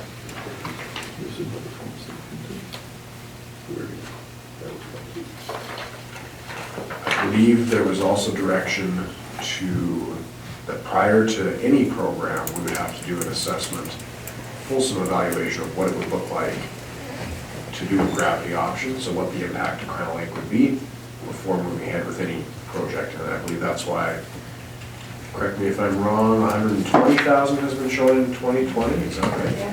Yes, 120,000 with the remainder in subsequent years. Yeah, sorry, I guess, and I could be completely wrong. I guess I probably, but I just, my memory of the discussion was that since it was going to subsidize high-end residential development, that we determined that it wasn't necessary, it wasn't a high priority at that time or at the time. But I guess I'm misremembering. So I believe what you're probably remembering is that when we did the 2019 capital budget, that was the discussion. It was very much, it's not our priority right now, but the developer re-presented to council this summer, I want to say maybe June, and requested that consideration of a study to look at these effects be included in the 2020 capital budget, and council gave us that direction. I don't have the exact motion in front of me, but I think you are remembering the 2019 budget discussions. Councillor Ross, was your comments relating to this specific item or another item? Moving along, another item. Okay, I'll have you hold on for a minute. Councillor Connick, was yours to do with this item? Yeah, because I Go ahead. thought, sorry, my recollection was wasn't there like a $1.2 million option that we put the kibosh to because we thought that was ridiculous, but this was the cheaper. There definitely was a $1.2 million option. I don't think I can say the full history without a little bit more research, but I know the most recent direction was to include a level of analysis in the 2020 capital budget, which can absolutely be removed if that's the desire of council now. Be interesting how that works out after we review the notes, but I think you're right, Councillor Connick. Councillor Ross, go ahead. Thank you, Mayor Creasy. So, moving on to mobile equipment. Having run equipment most of my life, I'm an advocate that a bigger machine will, in the long term, cost you significantly less for repairs and maintenance than a smaller machine that wears out quicker with the number of hours that it's put on recreation parks and public works and so forth. And with the demand within our bylaw to get over our trail systems in a certain time period, I see some of the equipment being used that it's inadequate for the job. And I would rather be a supporter of more Bobcat muni flips or heavy equipment that's going to do the job better. And quite often bigger equipment is more efficient with less labor, and exploring more muni flips than purchasing smaller equipment that doesn't withstand the hours. And I've actually had some conversations with some public works and rec departments agreeing the same way, that I'm not in favor of small equipment that wears out so much faster compared with the number of hours of a bigger piece of equipment. So I just wonder if that's been explored, of exploring more mini flips, or that you have a piece of equipment that is built heavier to do the job more appropriately. Chief Cuddy. So I guess two comments I would make. One, I would ask the councilors not be discussing budgetary items like recommended equipment replacements with staff directly. However, we certainly have been looking to up some of the heavy dutiness of the fleet, for sure, because of those very reasons that we're seeing a lot of damage occurring prematurely. Of course, with the acknowledgement that the heavier the equipment, often the higher the experience or training that's required for operators who run that equipment. So we try to balance that out. A lot of our summer staff are students, and so we want to make sure that they can get on there and operate the equipment safely right away with minimal additional training. So Councillor Ross, certainly your intent is well taken. I mean, it's, I think that's a constant battle, trying to get the proper equipment to support our staff the best we possibly can, get the most value for the taxpayer. And certainly if there are areas where we are behind in that regard, I would hope that those items would be brought through the proper channels and through to administration to be presented to us. I think that's a very reasonable expectation. Yes.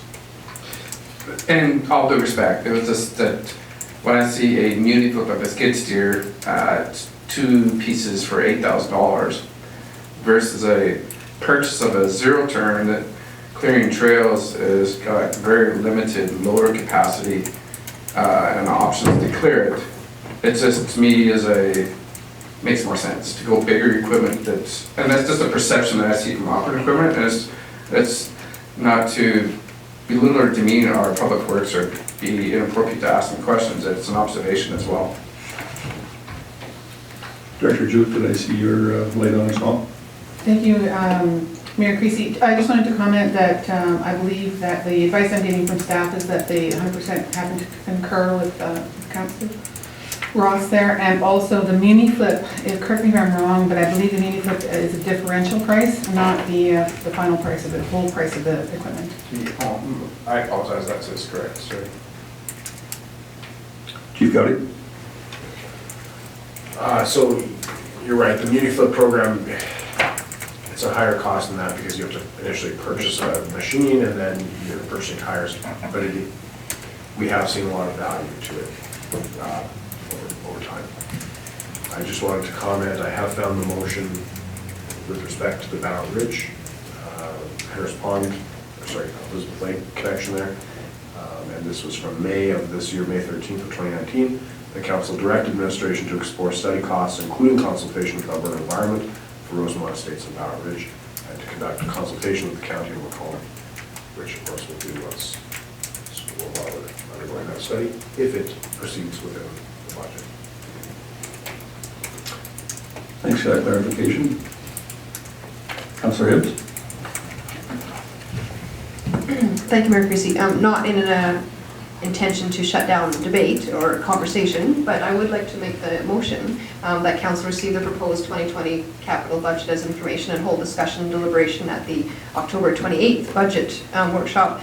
And I just want to get the motion on the floor because I do want to remind everyone that this is just information gathering and we're not actually debating these issues and the merits of them. So just in the recognition of time, it's already past 7 o'clock and we do have some items that we're to talk about. So. Thank you. Councillor Cock? Thank you, Mayor Creasy. Just the one thing in the capital works I'd like to get more information on before we proceed with this is the public works building. Absolutely 100% support the idea of the public works building. It was on the 10-year capital plan when I was first elected 9 years ago, and here we are still without. I still really, really struggle with the idea of buying a building that has 30 offices and only 3 bays, and somehow that's a good fit. I don't understand why when we own the land, we can't build a building with Eagle Builders or somebody for less money. That's 6 or 7 bays and has 6 offices and is exactly what we need. So I would really like to see prior to August or October 28th, just can we not get some numbers? And I know what's going to happen when you say it's the city of Macomb calling. Can you tell me how much the numbers go up? I'd just really like to find a way to get a proper number as to what it would cost to build these buildings, whether it's steel or concrete. It's got to be less than 5 million when we own the land. I mean, I support the idea 100%, but just this version of it, I struggle with. Chief Gowdy, go ahead. So we did have an assessment of a cost assessment of a public works building in the past, and it was more than 5 million. I don't know the exact number. I was going to say 7.9 comes to mind. That was some time ago. Of course, there's been inflation, but prices have come down a bit on buildings, so I don't know what that would look like. I would expect more than 5 million. I would expect you'd be higher cost for a custom built building, but probably a better use, because as you identify, I want to say there's actually 40 offices in one building. Okay. So, yes, definitely a custom built building, I believe would be more cost, but it would be a better fit for the city's purposes. If I can just follow up very quickly, did that ever come to council, this 7.8 million? I mean, I've seen numbers for a new city hall, I've don't recall. I'd love to see that. Director Thompson, do you know when the Public Works feasibility study was done? It's either 2012 or 2013, but certainly we can, I can find the link. I'm sure it came to council at that time, and I can find the link and distribute that to council.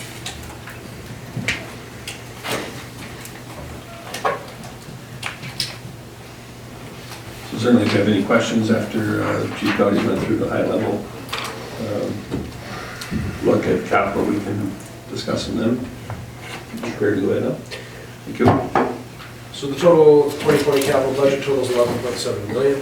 For your information, this is slightly higher than our rolling average, largely driven, of course, by the Public Works building. That's about 4 million of the total cost there. Engineering structures, so things that you would consider hard surfaces, so roads, pipes, sidewalks. This is about 4 million of the total proposed cost. Buildings are 4.3, again, mostly dominated by the Public Works building and a little bit of work at the LOC.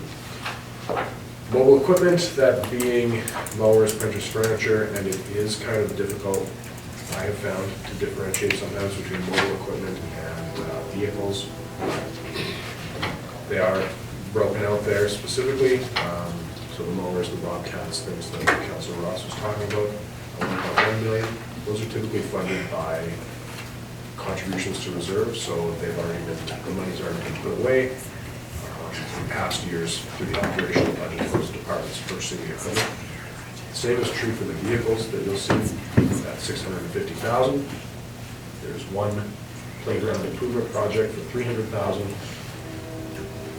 Purchase of land at 1.2 million, and that rounds out the 3.8 million of the building to the full 5 million, split between land, building, and building renovation. And then there is, actually that's just a continued equipment. So it is a fully funded plan, and the debt component is almost exclusively associated with the Public Works building for a total debt, proposed debt increase of $5.51 million, with the Public Works building funded almost exclusively from debt. That's all I have.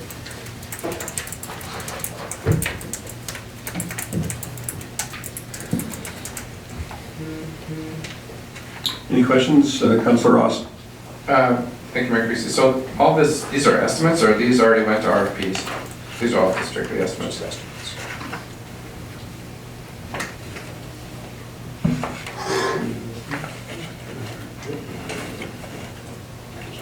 Councilor Hoekstra? Thanks, Mayor Creasy. So just to clarify, using debt is, you still would call that fully funded? Because you said this is a fully funded plan, but we are going to go over $5 million in debt. So that's considered funded, fully funded. I guess what I'm saying is that when you see the operating budget and you look to future years, because we are showing, when we get to the budget workshop, we have 3 years of operating budget, that debt has been projected in years 2 and 3. So it hasn't, we're not just blindly saying that, we have accounted for the impact of that debt load in future operating budgets. So if you care to move into the operating side, please.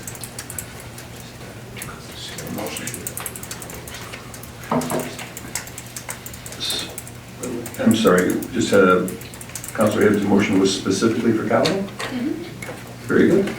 I was saying, would you care to reread that so we know? Sure, and Councilor Hibbs made the motion earlier that Council received the proposed 2020 capital budget as information and hold discussion and deliberation at the October 28th budget workshop. Very good. No additional questions? All those in favor? Unanimous, thank you. Moving to operational side now, please, Chief Gowdy.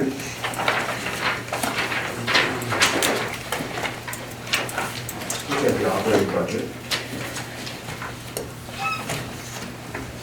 high-level comments are that We have limited the tax rate increase and utility rates to CPI or less.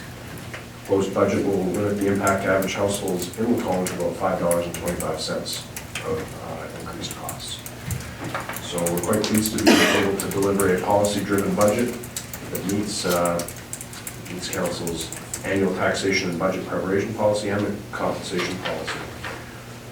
Both of these two policies were recently passed 1 year ago and align both the Council's tax rate increase and the cost of living allowance for employees of the city with that consumer price index. They were both passed unanimously 1 year ago in September 2018.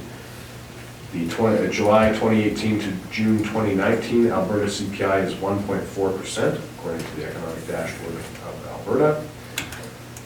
New service level changes proposed for 2020 that have driven our budget include a new service of automated traffic enforcement. That has been reflected in the budget, as we discussed tonight. New service being support for the Lacombe Performing Arts Center Foundation. And I should maybe put an asterisk there. That support was actually given June of 2019, so this is the first full budget year that you have included the service of performing arts within your budget. And of course, they have a request for an increase as well, which you know. We've proposed a small service improvement, but I think it is small, but I'm looking forward to it, and that's online permitting access, so the ability to apply for permits online. And then, of course, the reduced service being discontinuation of the Bolt Bus program in September, which we recently received direction from Council on. For your information, this year, a 1% tax increase equals approximately $142,000, so some like Mayor Greasy or Councilor Connick may remember when that was closer to 100,000. It was a nice, easy number, but we are growing, right? Which is nice to see. One of the big changes that we've done, or two of the changes that we've done this year in the way we do budgeting have been identified for you. So the first is internal transfers. Internal transfers were a way to reduce the operating subsidies required for city facilities, including the LMC and the arena, the aquatic center, things like that, in which one department would actually internally transfer to another department. In theory, this showed a truer cost to the city for operating those facilities, but in practice, what it did is actually just reduce the overall expense of that facility, which then lowers the city's ability to recover costs for those expenses from our regional partners like Macomb County. So not only was it a lot of administrative burden, it actually cost the city money to do it. So we have removed some of those internal transfers, which unfortunately does make, if you're looking at that internal transfer line from year to year, it will change when you look at the year-over-year methodology. The other one similarly is wage allocations. Here again, what we have attempted to do in the past would be to base wage allocations to each department on a timesheet submitted by those departments. And so from year to year, you would see variability amongst departments. So 1 year, last year was a good example, the pool was way over, the arena was under, because the pool requires a little bit more maintenance than the arena, and so it shifts over, and obviously we didn't actually hire new people in the pool or have less people in the arena. It just resulted in variability from year to year, and so going forward, we're going to make sure that those are more consistent and just apply them on a rational basis using the observations of the manager and director in that department. The reserve contributions, again, we are increasing your transfer reserve payments. So last year, I believe they were 2.5 million. This year, we are just under 2.6 million. So we continue to grow our annual savings. And of course, your reserve contributions grow, or your reserve balances will grow from, I believe, just under 2 million when this council took office to a proposed 7 million by the end of 2020. With, of course, some expected expenditures over the next 10 years, but we'll some of that. There's one increase in borrowing. It was actually reflected in your budget last year, but we didn't complete the borrowing yet, just because of timing of the project. And so it's still listed as an increase in borrowing, although it's already been approved, and that's for the Henners Pond Stormwater Outlet. You were retiring, or we are proposing to retire 2 debentures in 2020. The first is the Southeast Lift Station. That has an annual servicing cost of $435, so I'm not sure why it came out as a debenture in the first place, but it will be retired just for normal payments. And then the lagoon covers, which are a debenture the city took on 3 years ago, I believe, at about $1 million. We've disposed of that asset, and we are proposing to pay down an additional $700,000 to retire that debenture, so that it's not on the books and lowering our operating costs in the future.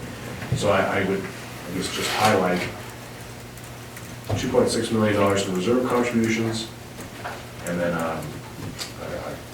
about $700,000 in reduced debenture costs, straight from that, specifically tied to the lagoon cover retirement. So there's significant investments in the city's long-term financial stability.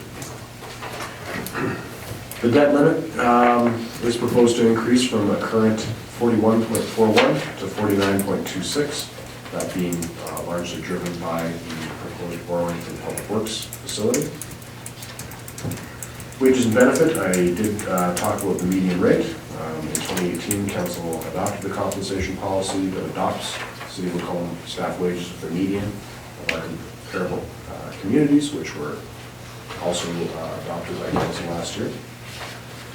There's one error in this memo, which is pretty good actually for how hectic it was to prepare this. Under proposed new positions, we have identified proposed positions for the 2019 operating budget, but of course we're proposing for the 2020 operating budget, so please ignore that.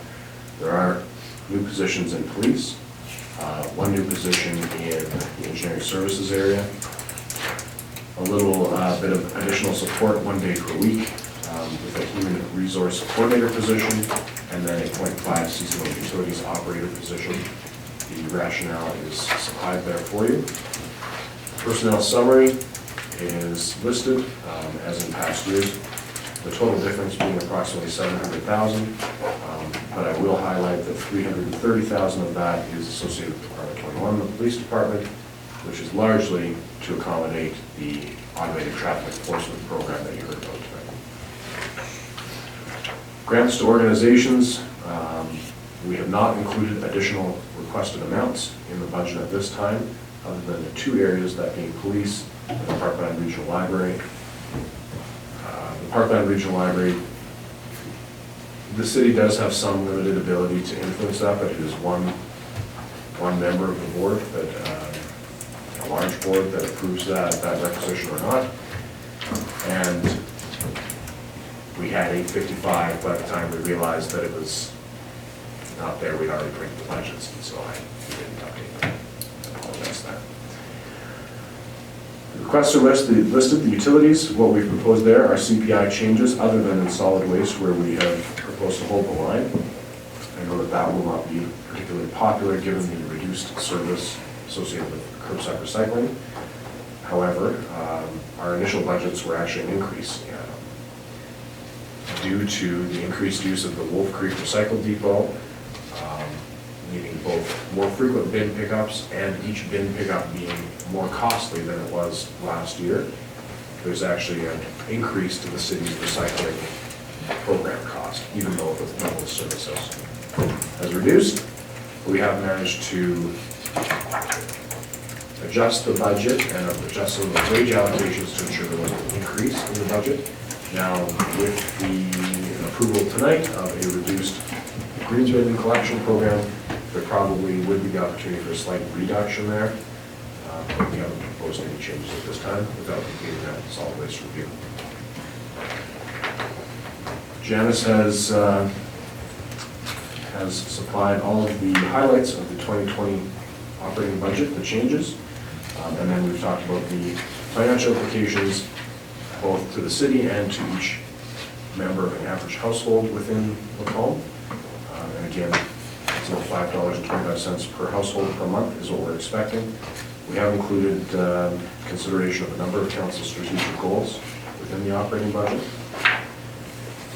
And that is all I will highlight, other than to say a big thanks to Janice, who has stepped into the role. Of course, I referenced earlier that it was a bit hectic.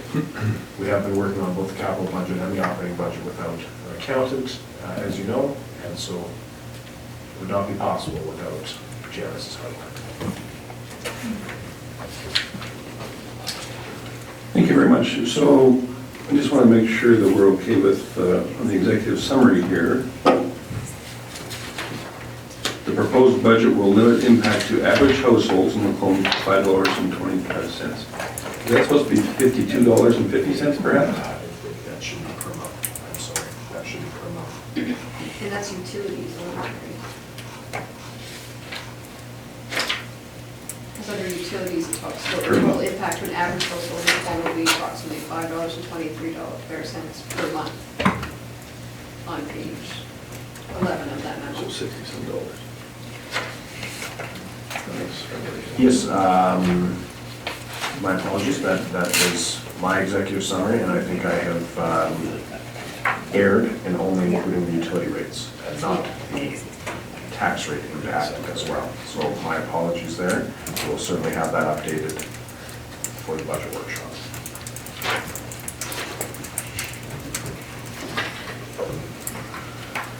That seems a little conservative, $5 household, it's not very good. I'm sorry, it is correct as written, because the utility rate impact is $1.73 increase per month in 2020, with a tax rate impact on a $380,000 house of $42.07 for the entire year. And so you would be at $5.23 per month for the average household. Total impact, taxes and utility rates. Wonderful. So it's just per month then is all that's missing on there. Yes. Perfect. That's good. Thank you. Councilor Ross? Thank you, Mayor Creasy. So we're at 1.4, not including any of the presentations that was over and above what they received in 2019. That is correct. Councilor Connick? And to follow that question, which could be rough math, Total. a 2% increase. Well, I'm just trying to do the rough math here, but you take into account FCS has asked, for example, which is significant, and a few others. You're almost looking at 2% more. Theoretically. Theoretically. Yes, I think when we go to the budget workshop, there will be some, I expect some discussion about which groups and which requests can be met and which perhaps cannot. That's not to say that there's no room in the budget for us to accommodate additional requests. We do have transfers to reserves which are highlighted, which are higher than in previous years. So council does have tools available to you to make decisions on each of those groups based on the merit. I wouldn't worry about saying it's 2% more. I think our job as administration will be to find where that money can come from while maintaining your service levels and adhering to your policies. And if we're unable to do that, we'll certainly let you know and present your options. And that's fair. It just helps me, I can't speak for anyone else, to have this option at 1.4, and if we include anything else, it will be this. Just so that I can kind of grasp and think, okay, that I too can look for, right? This just helps me. We'll certainly have that in the workshop to give a better context of what those amounts will be for sure. Councilor Hoekstra? Thanks, Mayor Creasy. maybe I was zoning out for a minute. What was the Parkland Regional Library comment that you made earlier about their request? That we can't? Their request is in there at $855 per capita, Okay. and that we had meant to bring a budget that only included the police additional request. That one got in there, and then it was actually just too late for us to make the changes in time to get it out. So that's all that's in there. Well, and we do, that's true. And it is a challenging one to actually not include because the city only has one seat at the board level. And so the board could acquiesce to that, and then we're kind of stuck paying it 80K.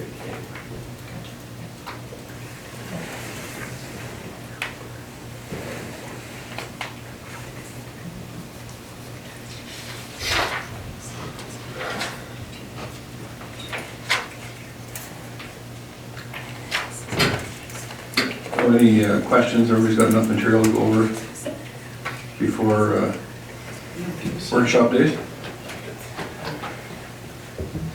Councillor Connick? Did somebody make the motion? Not yet, no. Trust the move that council accept this report as information for consideration during the upcoming 2020 budget. Very good. For the operational side then. Nothing further? All those in favor? Thank you. Unanimous.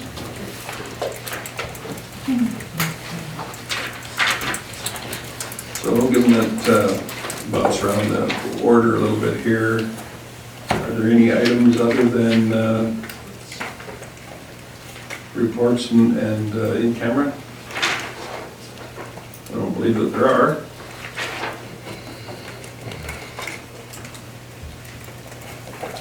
Councillor Gullicks, would you care to start with reports? Sure.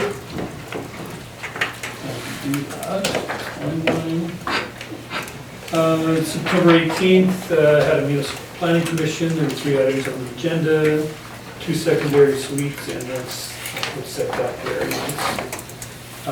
AUMA was September 24th to 27th. It was a very good conference. Attended a number of sessions. How to make friends and influence new government. I think we did well tonight doing that. But no, it was really good, and there's strong partnerships were built strong partnerships build strong communities. I found that very interesting. And when not IF is your community prepared for a disaster, or when not if is your community prepared for a disaster. I found that interesting, and what I got out of that was that most communities are ready for a disaster. They're not ready to do all the repairs and regenerate their community afterwards. So it was interesting. And High River is one example. They still haven't recovered from the flooding. They haven't rebuilt and still haven't got back to where they were. The speakers were excellent, and the networking was very positive. One thing that came out to me was how many people in Alberta knew about us canceling our recycling program, and also our Bolt bus and the discussions that was around those, recycling especially, and how people thought we did the right thing because it's time to review the whole situation. Then on September 21st, I went to the Distinguished Artist Awards Gala. That was an interesting event up at the Macrosis Reserve north of us here at the Samson Band. They have a beautiful theater there. It's amazing. And they showcased 3 award winners, and there was other performers. And it was a nice, enjoyed it up there with Mayor Creasy. It was really good. Lacombe Harvest and Cultural Days, September 28th to 29th. Attended a number of events over the 2 days and enjoyed meeting the Minister of Culture and Multiculturalism and Status of Women. She certainly is excited and seems to enjoy her job, and a breath of fresh air from our government, I think, there. And then Lacombe Days meeting, just getting ready for next year. The committee has got some major changes to it, and I think they'll be positive, so that's my report. Thank you. Councillor Ross?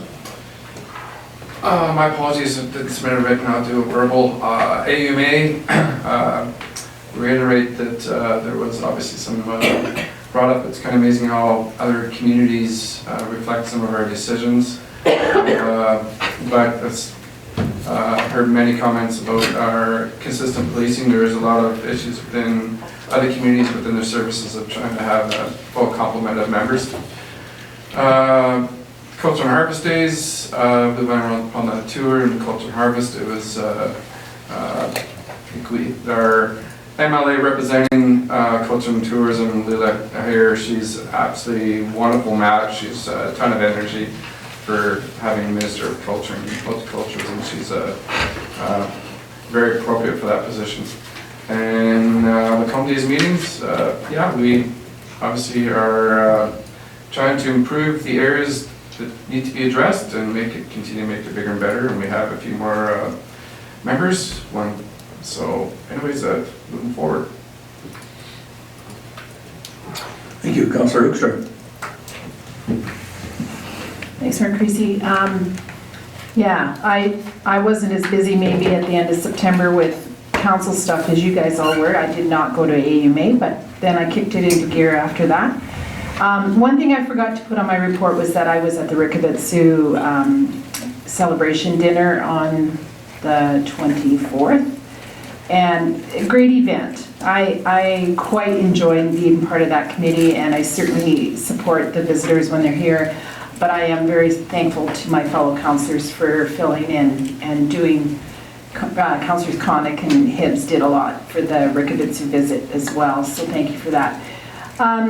So Lacombe Foundation board meeting on the 30th, the information is there, as well as something I did differently this time was I attended the interagency meeting of our municipality. This is the first Tuesday of every month. They would love to have a city representative at that meeting. It's a lunch meeting, you get fed, but you get to meet all the different service providers in the city, and I think it's really important at times. I listed them purposely because I think it's important to know who comes to our city and who serves our citizens, and the added piece this particular meeting was we had a tour up at Berman, and so it was great to see the university. I'd never been in the residence that faces west. Wow, for those students, they got a great view there. I attended CARTS, the regular general meeting at the county on the 2nd there.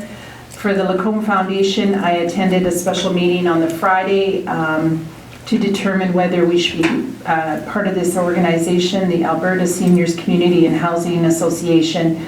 It costs quite a bit to be part of these a member of this organization, but it is a unified voice to the government about housing issues for seniors. So it was a really interesting day. I thought my mother needs to move into a seniors lodge and she might be listening, so maybe she'll, I think she'll get great support there. I was at Bill's Trail Run on that Saturday, tons of fun and lots of recognition for the beautiful trails that our city has. We really, with Culture Festival being one Saturday and the trail run the next Saturday, I think we had a lot of visitors to our city who appreciate what a beautiful community we have here. Board meeting for the chamber, the CEO Gowdy references the negotiation or the talking about the Michener project with the chambers. We addressed that at the board meeting. I attended the election forum as a volunteer, and I met with a citizen on Friday regarding she's desiring to move her business to our city and again providing services and wanting to be part of our community regarding mental health support. Thank you, Councillor Hoekstra. So I was just curious, given that the current Alberta government has listed Lacombe as a high priority area for enhanced seniors housing, do you think it's so appropriate that we belong to these advocacy groups? Is it overkill? Or I'm just curious what your thoughts on it are.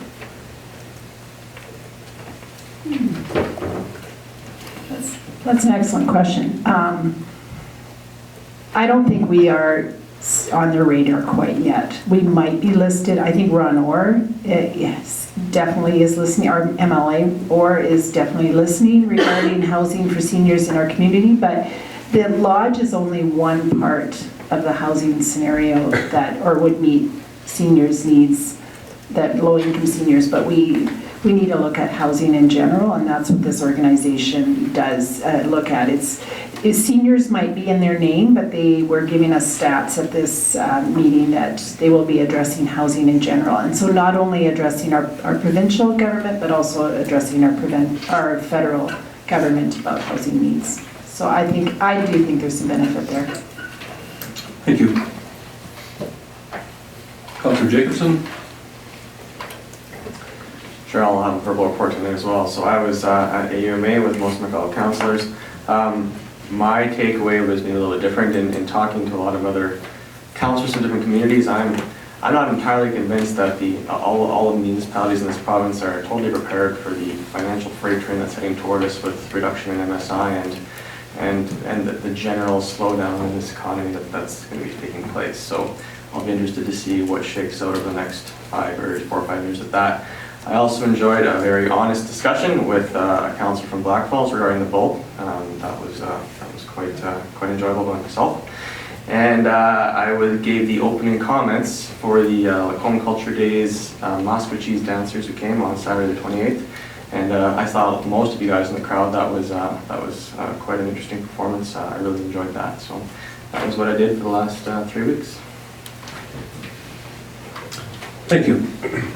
And I do appreciate the efforts that all of you make to attend these events and bring greetings on behalf of the city and that type of thing. It not only does it take some of the onus off of me, but I think it presents a better view of council as a whole and the way that we work together. So thank you each and every one of you for that. Councillor Hibbs.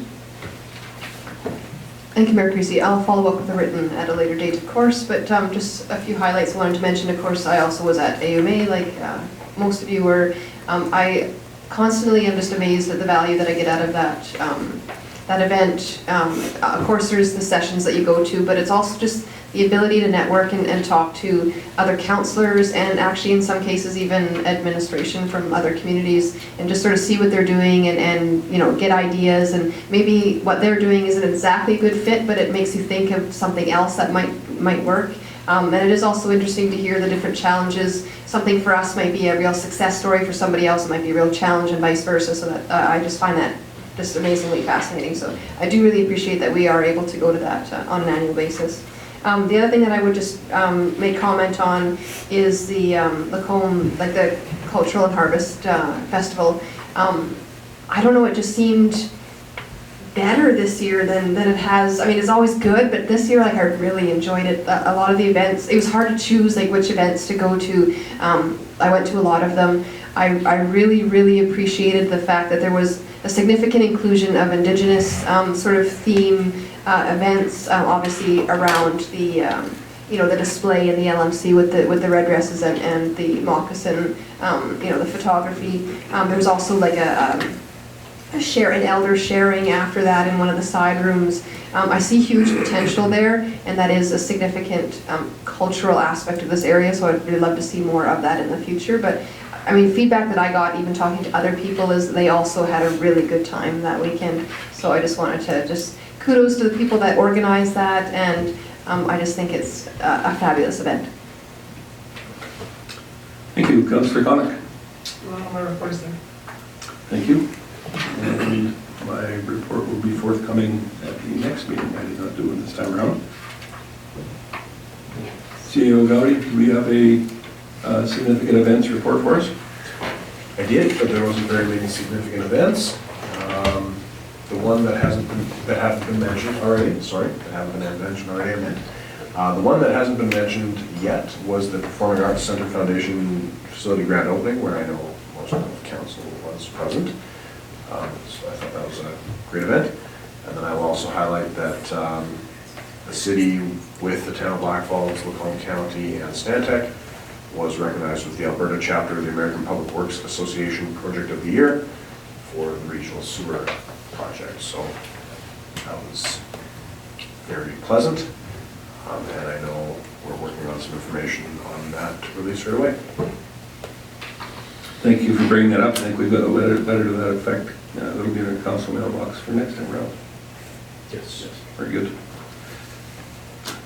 So yeah, I guess just on behalf of the council, I want to thank Janice as well. I don't think it's any secret that there's an awful lot of extra work to be done at this time of the year, and we really appreciate your efforts. You and I had a chance to speak earlier, and I'm glad to hear that you're getting the supports that you need to provide us the information that we need to be effective. So thank you so much. We appreciate it. Thank you.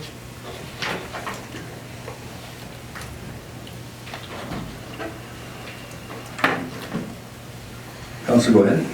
Thanks, Mayor Creasy. I move that we accept the reports as information. Thank you very much. And you're here to do another one while you're doing motions, Councilor Ister? Green camera? So all we gotta do one, do it. All right, all those in favor? Thank you. So moved. That we move in camera. Thank you. All those in favor? Thank you.